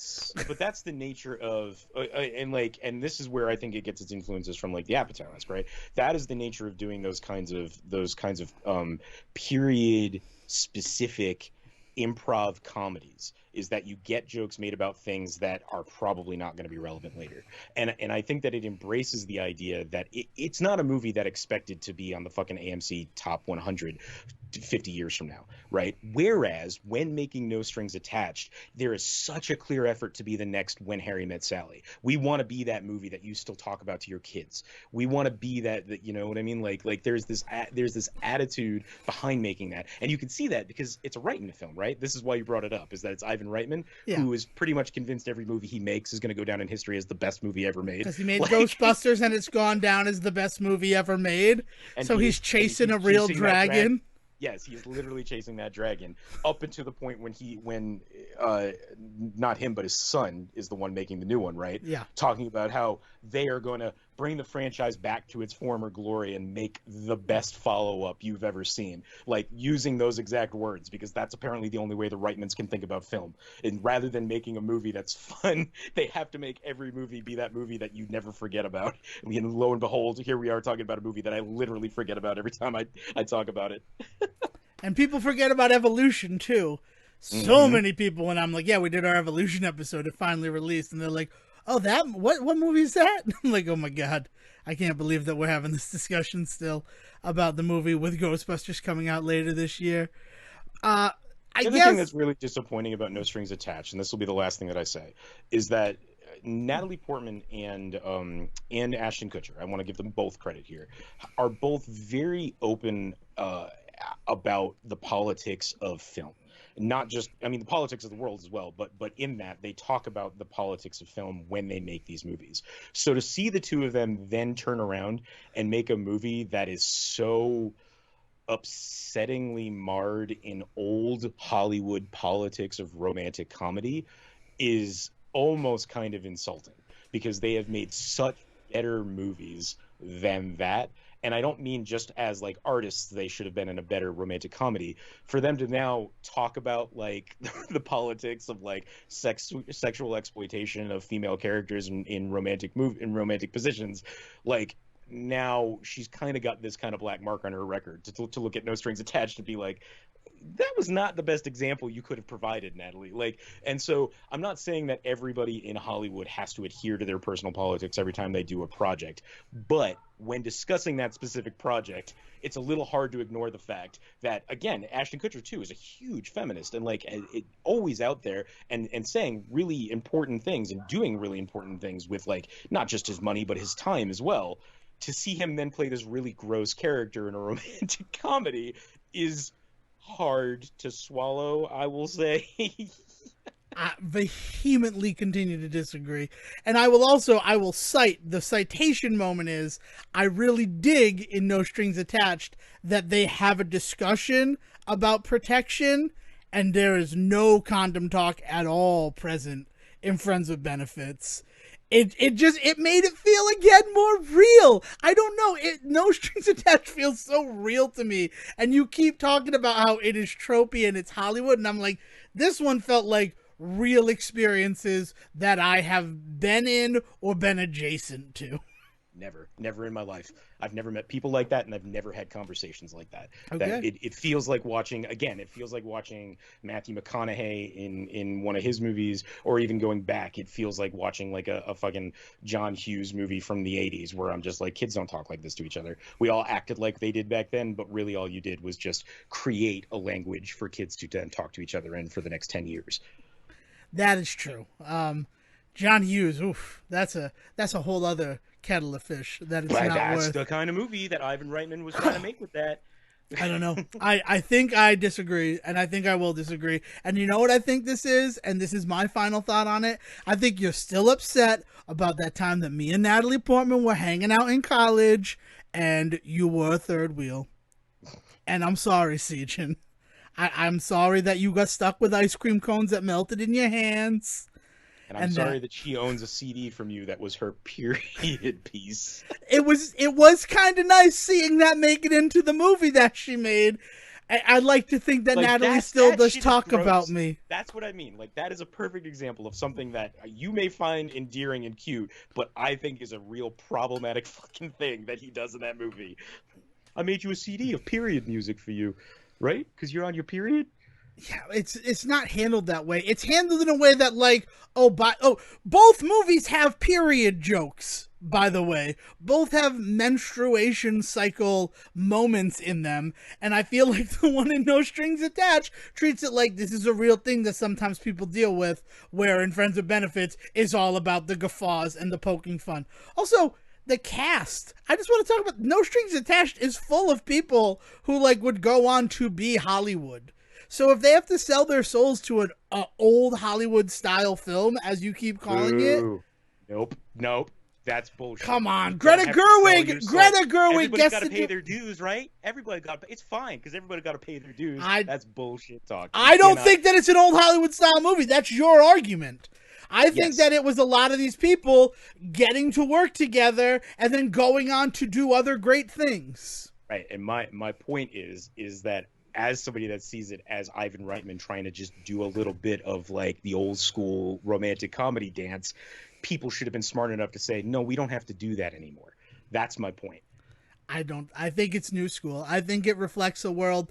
It felt like my 2011. But again, I was weirdly on a boat. And I think that's good. Anything else before we transition over to the big centerpiece of this episode? We talked about all the things that I wanted to talk about, and now there's something that we have to talk about. I mean, also, like, at the end of the day, that movie still even felt the need to pay dues to Justin Timberlake. Just going to say, you don't name your movie after an NSYNC album without him in mind as you're writing it. Just pointing that out. Oh, ow, look at you. Oh, you working on your Type 5 for the Comedy Cellar? Friends with Benefits versus NSA? I couldn't think of No Strings Attached to name. Maybe you're right. I love No Strings Attached. I'm going to stick by it. And also, I guess here's a moment.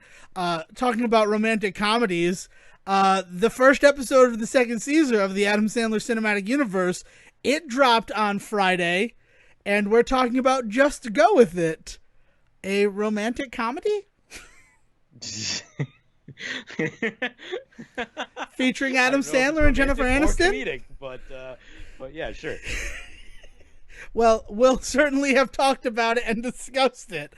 So if you are looking for more Adam Sandler content, it's available and it's out there if you haven't already seen or listened to it.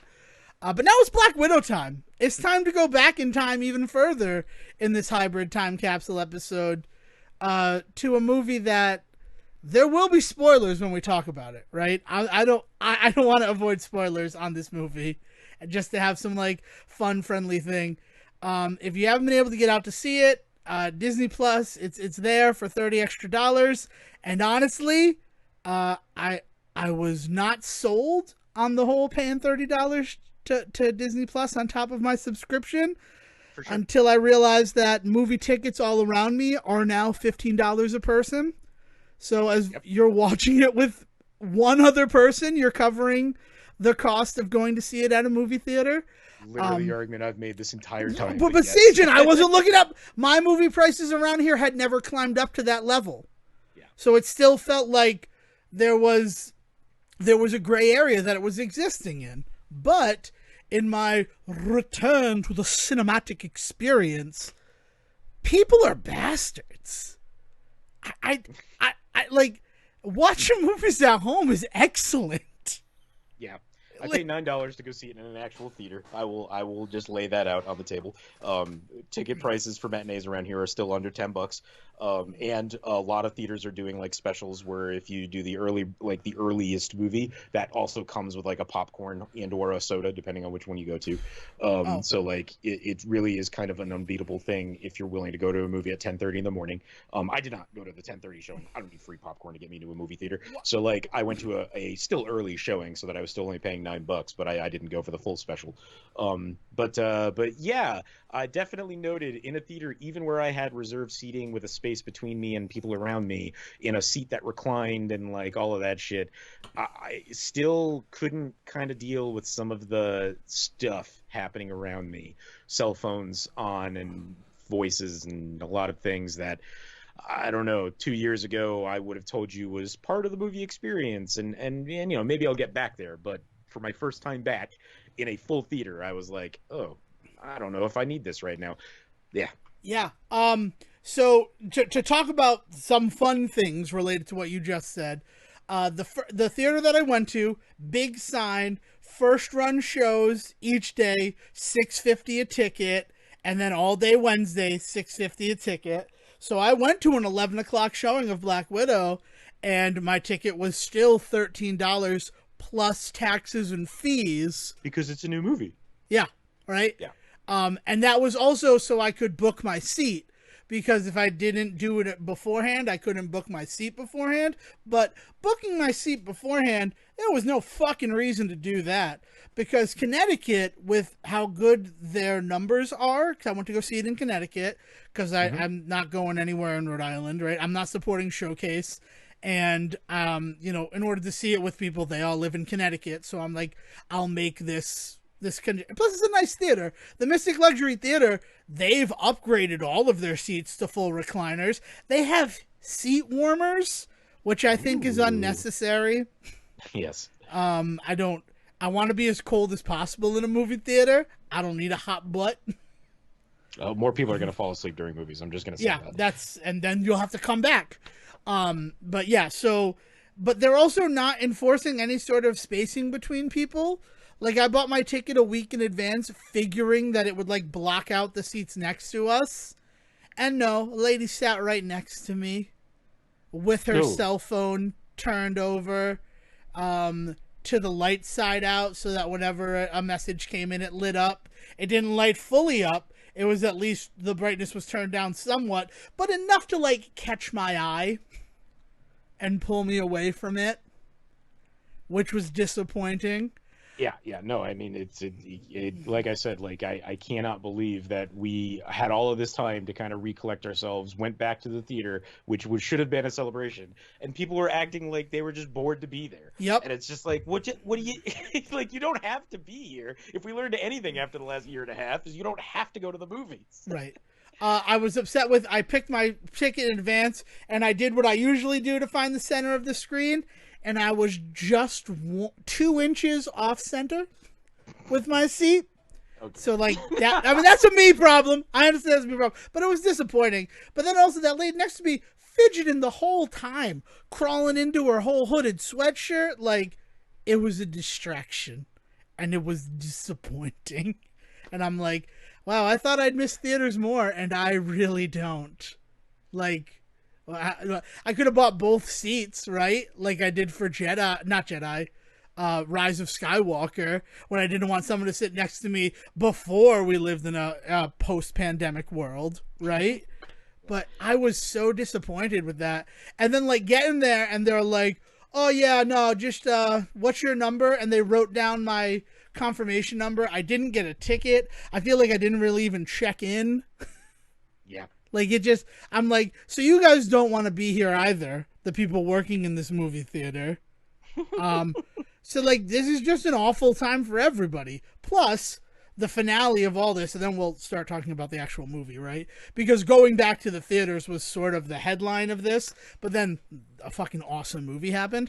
I finally saw a trailer for Space Jam: A New Legacy. Oh, yeah. That movie looks fucking crazy. I mean, I'm gonna watch it on Friday. The sequel to a movie where Michael Jordan was forced to make it by his fucking bookies who were about to break his legs off screen the whole time looks like a batshit fucking film. Yeah, man. I mean, like, at least, I mean, Space Jam. I rewatched Space Jam to prepare for Space Jam 3.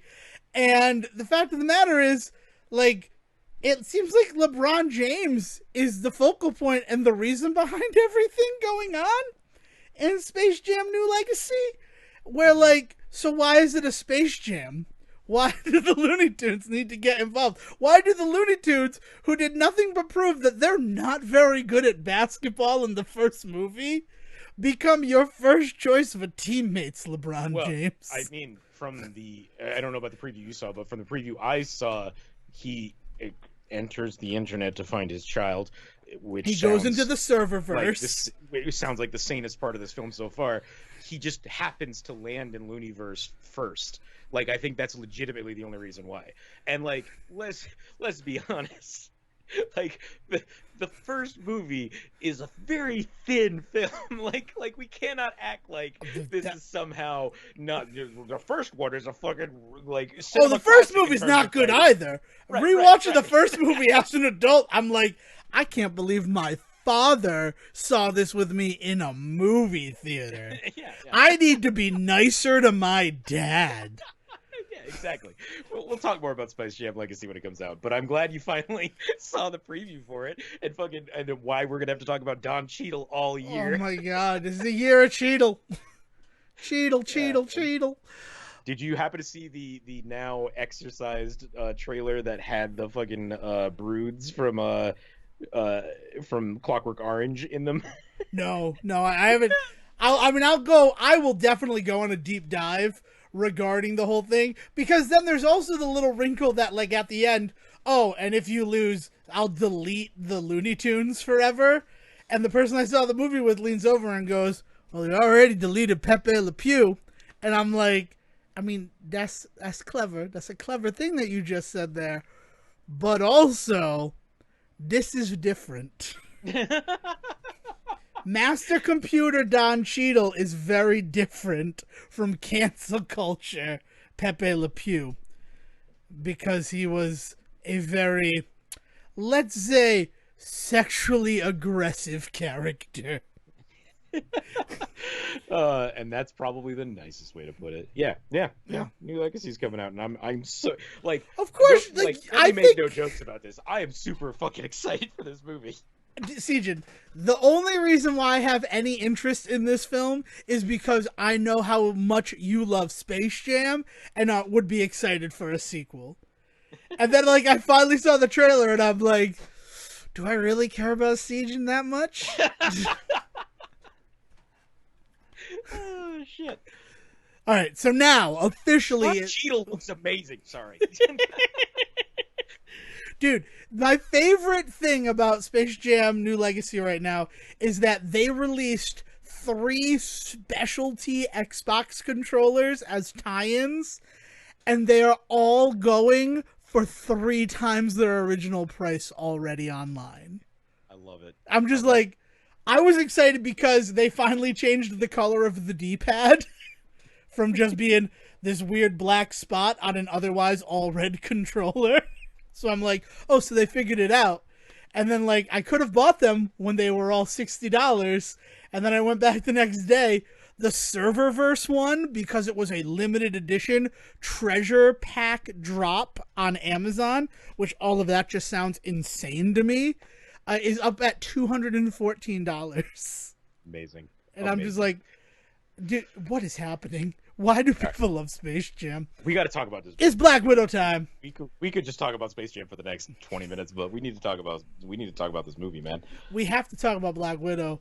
And you talked about if it tastes good, it doesn't matter. And that is the most important message that I took away from Black Widow. Final chance before spoilers, ladies and gentlemen. So if you still want to see it, you don't want to hear us talk about it, go check it out and then come back. This movie, for all intents and purposes, is the Rogue One of the Marvel Cinematic Universe.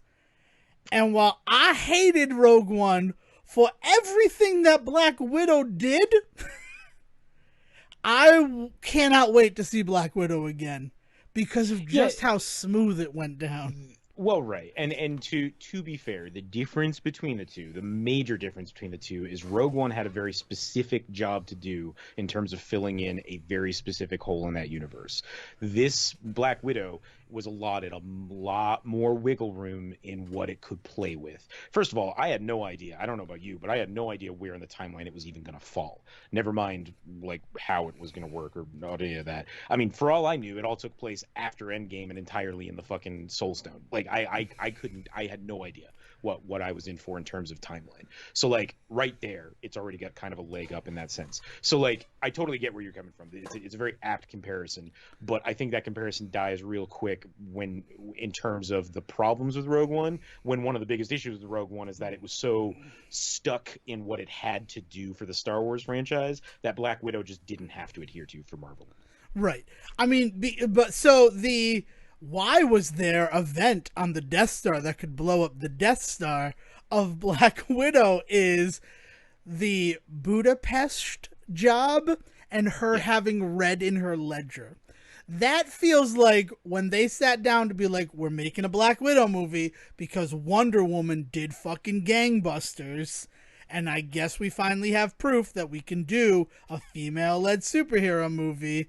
They're like, this is the answer that has to come from this movie. Well, you say that, but I actually do think the Budapest stuff, or the Budapest stuff, to be more appropriate, is going to actually also tie majorly into what we're going to eventually see with Hawkeye as well. Just to put that out there, I think that it's not only is it tying into some stuff that we kind of know about, it's also setting up some really important stuff that I think we're going to see going forward in terms of Marvel's stuff. So there's that. All you need is that post-credit scene to see that as like the truest truth. Yeah. But that was one of those moments where, so I am not. I'll be honest, I didn't realize that Budapest was a thing before you just said that. I just thought it was for this movie and then in the aftermath. So I don't know what I'm forgetting. Okay, so the reason why I think it's fresh in my mind, and the reason why I feel it is, it's a Will and I joke, is that I've got red in my ledger thing. Like, we say that to each other. Well, the red right, okay. All the time. I get. Right. That's said in 3 of her movies. Yeah. Well, 4 now. Right? Yeah, it's said all the time. It's like her whole thing. But as soon as Avengers came out, it became part of Will and I's lexicon, the whole red in her ledger thing.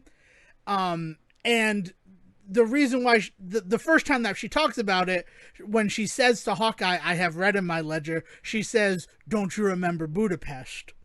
And it's one of those moments where, like, because it weirdly just became this way that Will and I interacted with MCU movies whenever we had the chance to talk about them, like, Budapest just naturally comes up as one of those things.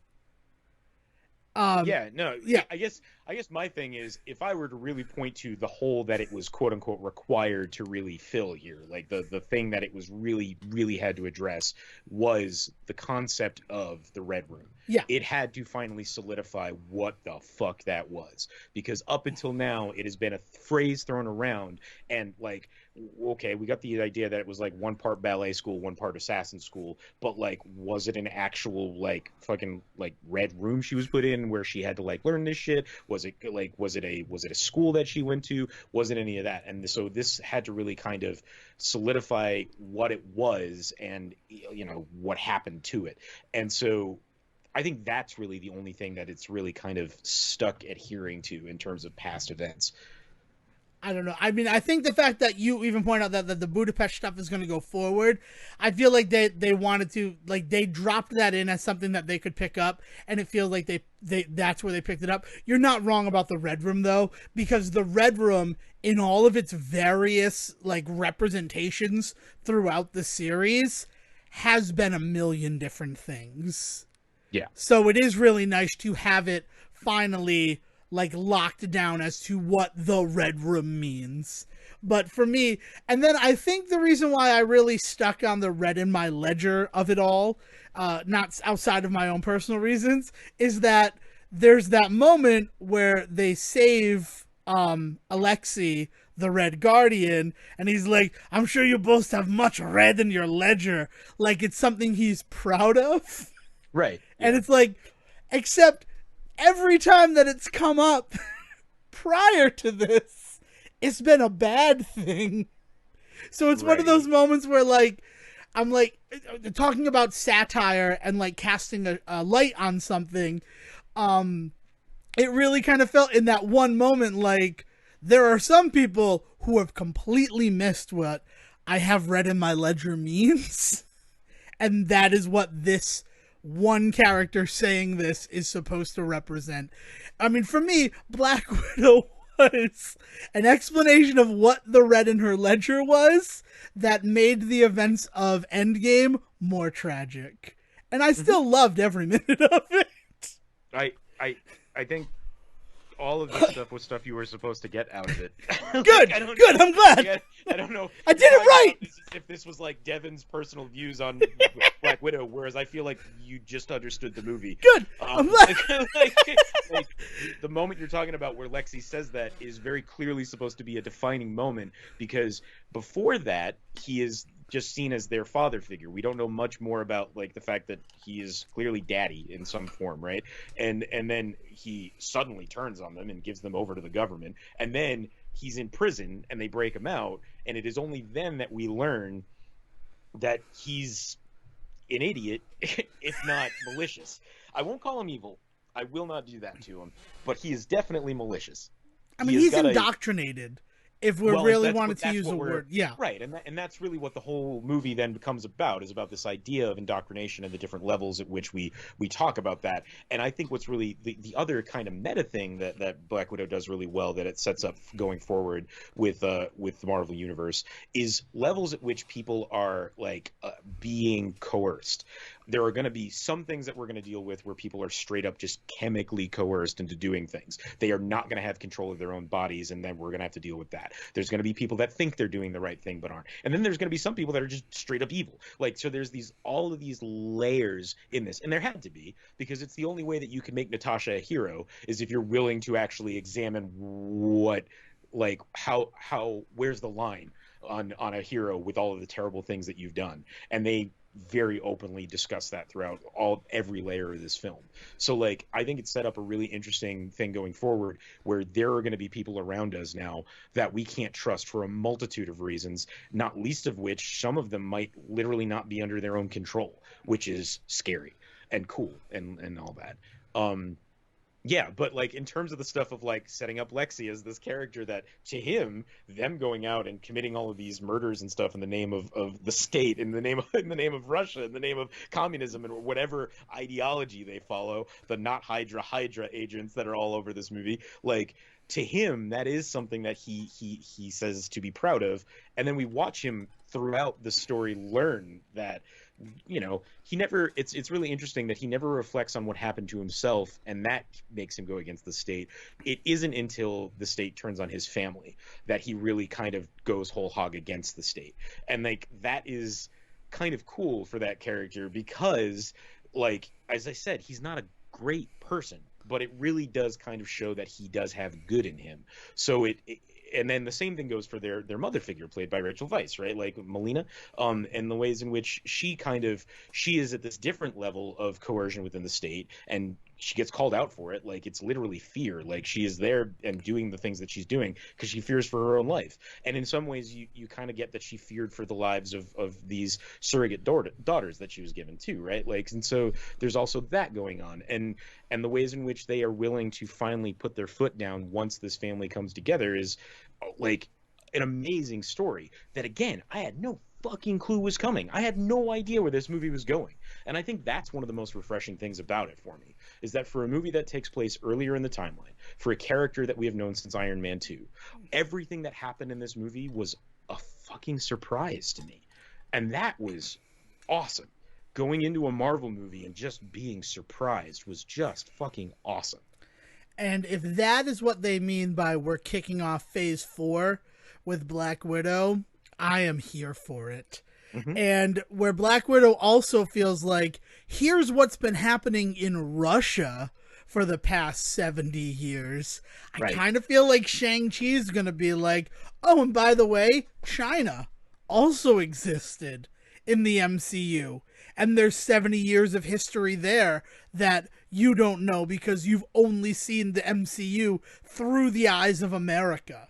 And specifically, like two important figures in America, the weapons, this fucking The what's military the word? industrial complex. Well, and but specifically, like I was gonna call him the weapons kingpin. I don't know the exact word that we're looking for there, right? But we got a taste of that with Black Panther, and the Yeah. idea that through this otherness on display all over Black Panther, and about how that is like kind of showing that like, hey, what you fuckers are doing in America kind of is affecting everything, and this is kind of like rippling off of that is because, and so like all credit to Black Panther here because that movie comes out and does so well. It shows Marvel, it shows Disney that hey, you can go outside of America and still make a well received Marvel movie, guys. Like you can actually talk about the rest of the world now. It's okay. Come out of hiding. Like you know.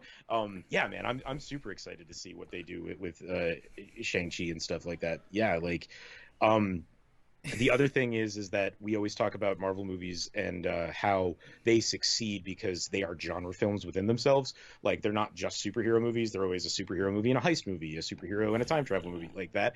This one is so heavily like in the world of like James Bond and Bourne that like it was amazing. Like I love those movies as it is. I love a good spy thriller, and what it leads to is such a deeper story than I was ready for. I was ready for just all sorts of crazy action scenes, which are definitely in this movie, but just not nearly as much as I expected. And that's a good thing.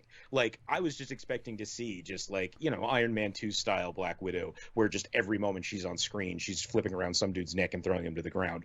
But that's not at all what we get in this movie. Like we get actual like detective work and intrigue and double crosses and all of this other stuff going on to its detriment sometimes. I will say some like the few moments where I feel like this movie might kind of like misstep is that there's like convenient reveals in the like the third act of things, but like at the same time I was talking to somebody about this just earlier today. It reminds me of Sean Bean in Goldeneye, and like everybody holds Goldeneye up as like the prime example of like a phenomenal like pre Daniel Craig Bond, right? Like and that is like what a James Bond movie really should be, right? But like Sean Bean in his fucking like cliffhanger style green screen fall to his death in the first 10 minutes, and then he shows up back on screen an hour into the movie, and everybody is always like, "Oh, I thought he was dead." Bullshit. Nobody thought he was dead, right? Yeah. Like it's so it's that same kind of thing where like when you see these moments in the back half, I don't know why I'm being cagey about this. We said spoiler alert. The moments where we're learning about the conversation between Natasha and Milena. Am I saying that right? Melina. Melina Yeah. in the closet back at Melina's house, where like we realize that they have actually been working together for the last 20 minutes, whereas we were worried for a moment maybe they weren't. Like it's just super convenient that they're leaving out pieces and then going back, and then leaving out pieces and then going back. So every moment where you're just like, oh no, what's gonna happen next? And then we're like back in time reveal, we already covered this. Oh, okay, you guys got this. Okay, I guess I don't need to worry. At some point, like if they had done it one more time, it probably would have started to take away from any of the fucking stakes of the end of the movie, right? But that being said, like you come to want that from this particular genre, so it's a give and take, right? Yeah, I think where I'm happiest is one of the films that Scarlett Johansson has said this feels like it's in the same genre of is The Fugitive. So I'm real happy that I saw The Fugitive because the detective work that you're talking about and the like small scale stakes scenes really do feel like The Fugitive, where Yeah. he's just trying to live his life on the run. Mm-hmm. Um, Yeah. I think I also really want to celebrate that she starts off hiding in Norway. Like that feels like the smartest thing in the world to me because like Thor, man, like he would have her back if it Yeah, yeah, came to it. Yeah, she's not there with him, but she is clearly close enough that if anybody was gonna get to her immediately, it was gonna be him, right? Yeah. Yeah. No, the So god from there's a space. lot of Yes. yeah, and there's a lot of really intelligent stuff like that I just really adored. I really like. I cannot believe that I'm not hearing more about this, and I kind of am happy I'm not. But like, I think of the ways in which it was received when they did an all-female Ghostbusters, right? And then in the way the internet reacted to that. I'm not going to get into it, but we all understand what I'm talking Yeah. about Yeah. when I say that, right? This movie and the ways in which it is able to focus on the female is so fucking rad. Like, including like the best example of it is the 2 minute, even less than that, 1 minute like moment between the sisters and Lexi in the plane, where they're talking about how one of the procedures in the Red Room is that they remove your uterus, and they like get into gory detail and they say things that clearly upset him, and he tries to get them to stop and says like, this is too much for me, and they look at him and they're like, oh, too much for you? Guess who went through it, dumbass? Like that whole conversation is something that feels like it's this like really strong push to put like a female body on screen and not sexualize it in any way, which is a real risk when you're doing a Black Widow movie, right? Like there's a lot of nuance that you have to put into the fact that she is, yes, like traditionally a femme fatale, but we don't do that anymore, right? Like it evolves past that in really intelligent ways. And then to that point, the last 2 minutes of this movie before credits roll is fucking amazing, phenomenal. I want a universe. I just want movie after movie of just that group of widows with Lexi and Melina and Taskmaster revealed to be this female figure, amazingly revealed to be this female figure. Like I just want to know everything about that group. Yeah. I mean, it's cool that they're out there, right? Yeah. The only thing that's truly disappointing about this being revealed after the fact is that they don't get to have a moment in the battle in Endgame. Yeah. Because they exist, right? They have to exist out there in the world. And hopefully, if anything that this movie has showed in terms of what they're willing to do with, we get something that tells of how they were helping during that time. Well, so let's talk about the after credit scene, because I Yeah. think that actually is going to come into play there. So the after credit scene takes place after Endgame. We have what is her sister's name? I need to just start saying it. Elena Yelena. Belova. No, not the actress, the character. Elena Belova is the name Elena. of the Who's the actress then? The actress is Florence Pugh. Florence Pugh. Yeah. Okay.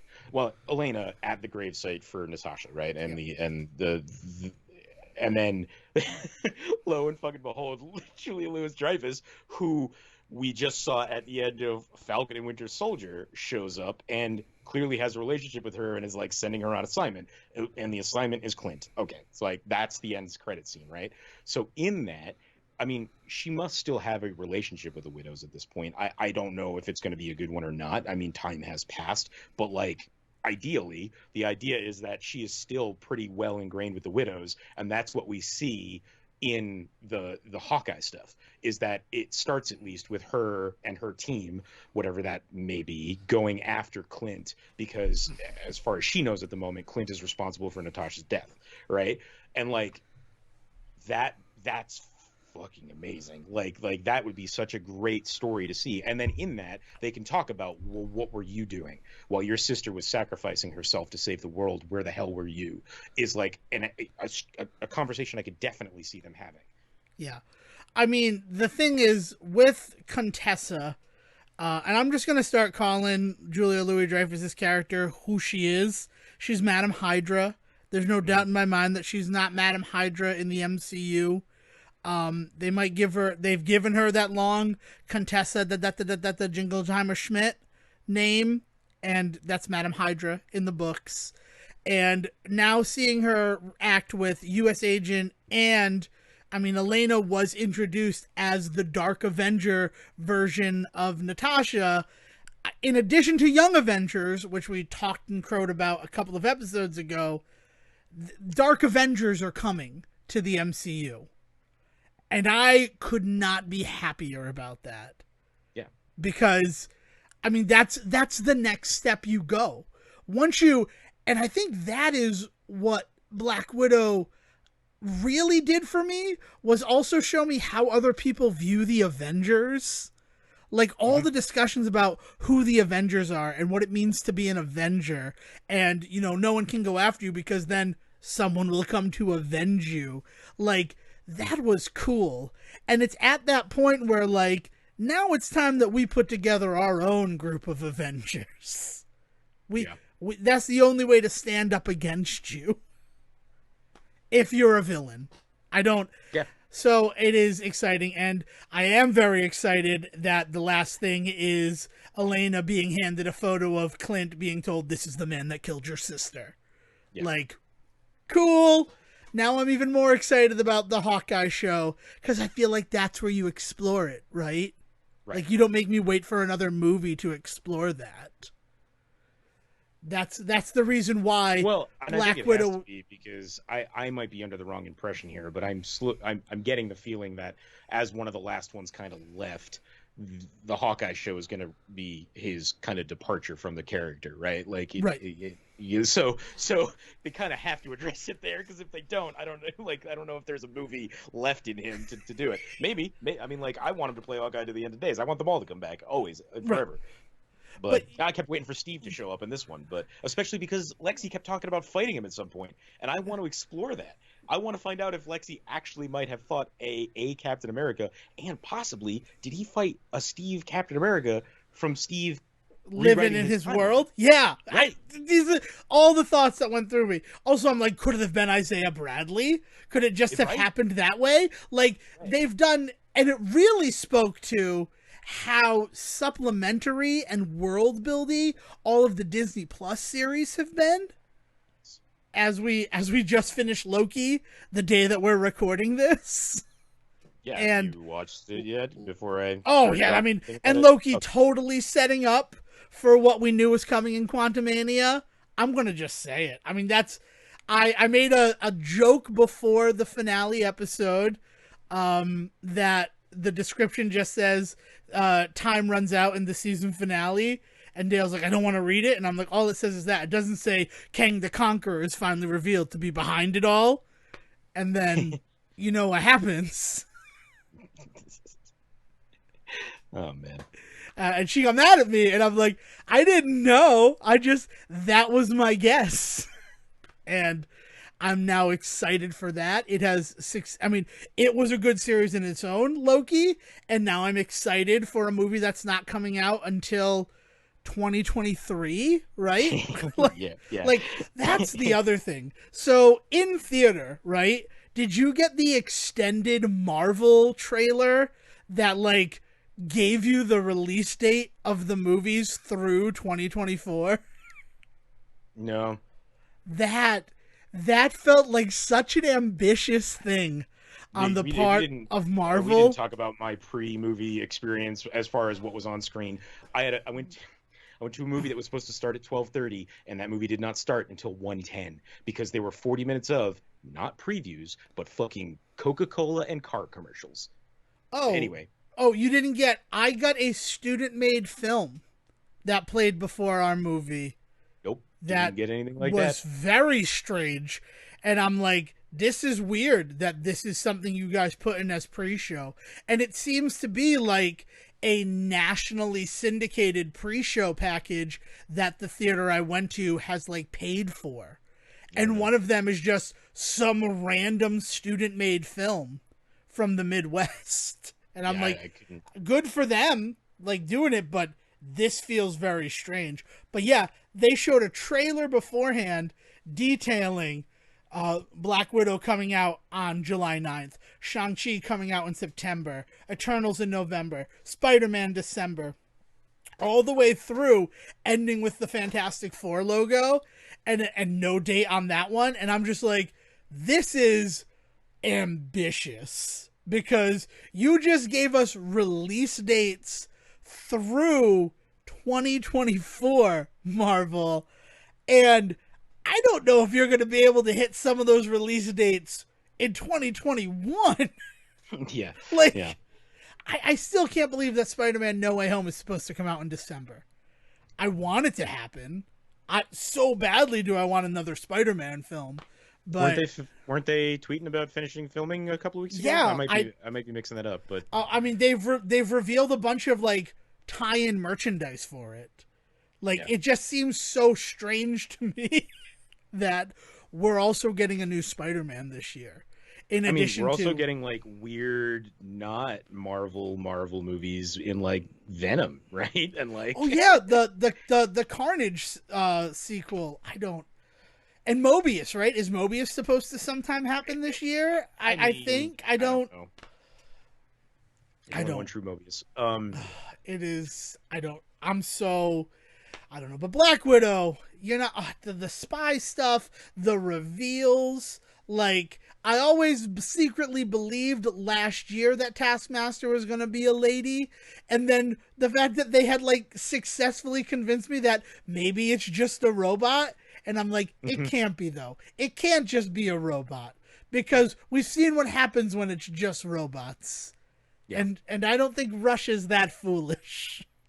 No, I mean like the reveal on who it was and everything was just awesome. I still firmly believe that Taskmaster could still end up in Deadpool's circle and Oh yeah. like be besties with Deadpool. I actually think that would be a really fantastic relationship for the two of them, like in terms of like the abuse that they have suffered at the hands of government officials, right? And things like that. Shady government officials. Yeah, I just I I loved it. There's not a piece of that movie that I was disappointed in, as much as I can call out silly shit within it. But like that's Marvel, baby. Like that's just like that's the whole point of these things, right? Is like it is the finest of popcorn cinema, and this is one of the finest examples of it.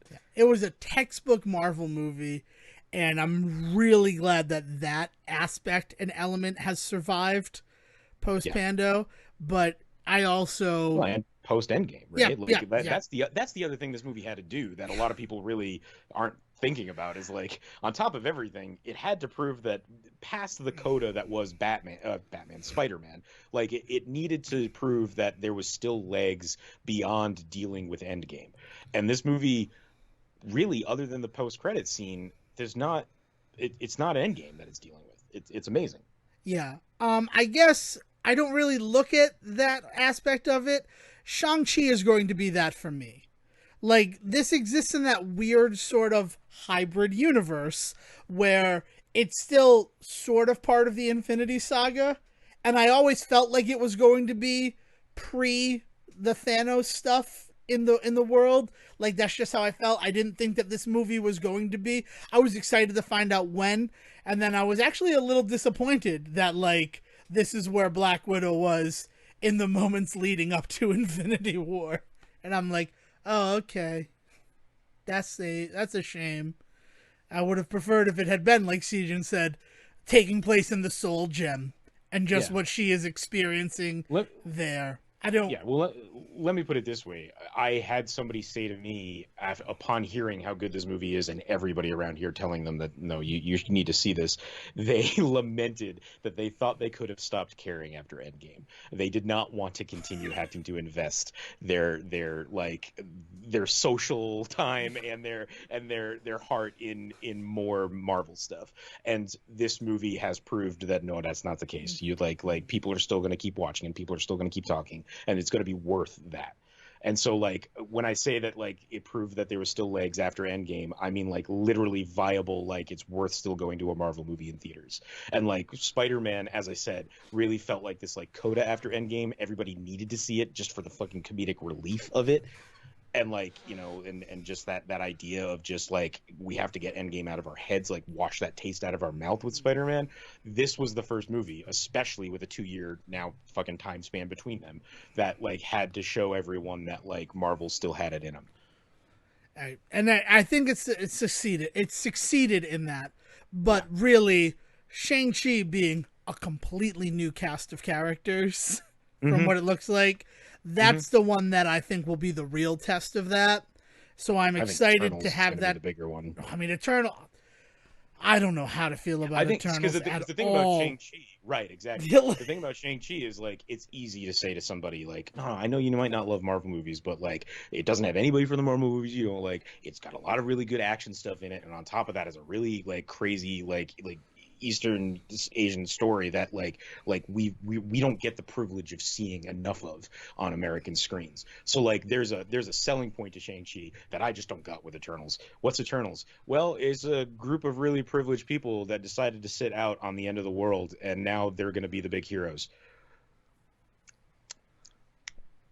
Like that's all I got. Oh, and Kumail Nanjiani's been kind of a dick about Marvel making him in good shape on social media. Oh, that's what he was talking about? That movie? Yeah. Yeah. You're not wrong. Right. Yeah. But it's I don't know, but I don't know. Like I think Black Widow I felt compelled to see it in theaters because I've seen every Marvel movie up to this point in theaters. Mm-hmm. But I think it might be my last Marvel movie that I have to see in theater. And that's a weird feeling. Like I don't know. I am willing to let you put a pin in that until the end of this year. Yeah, that's fair.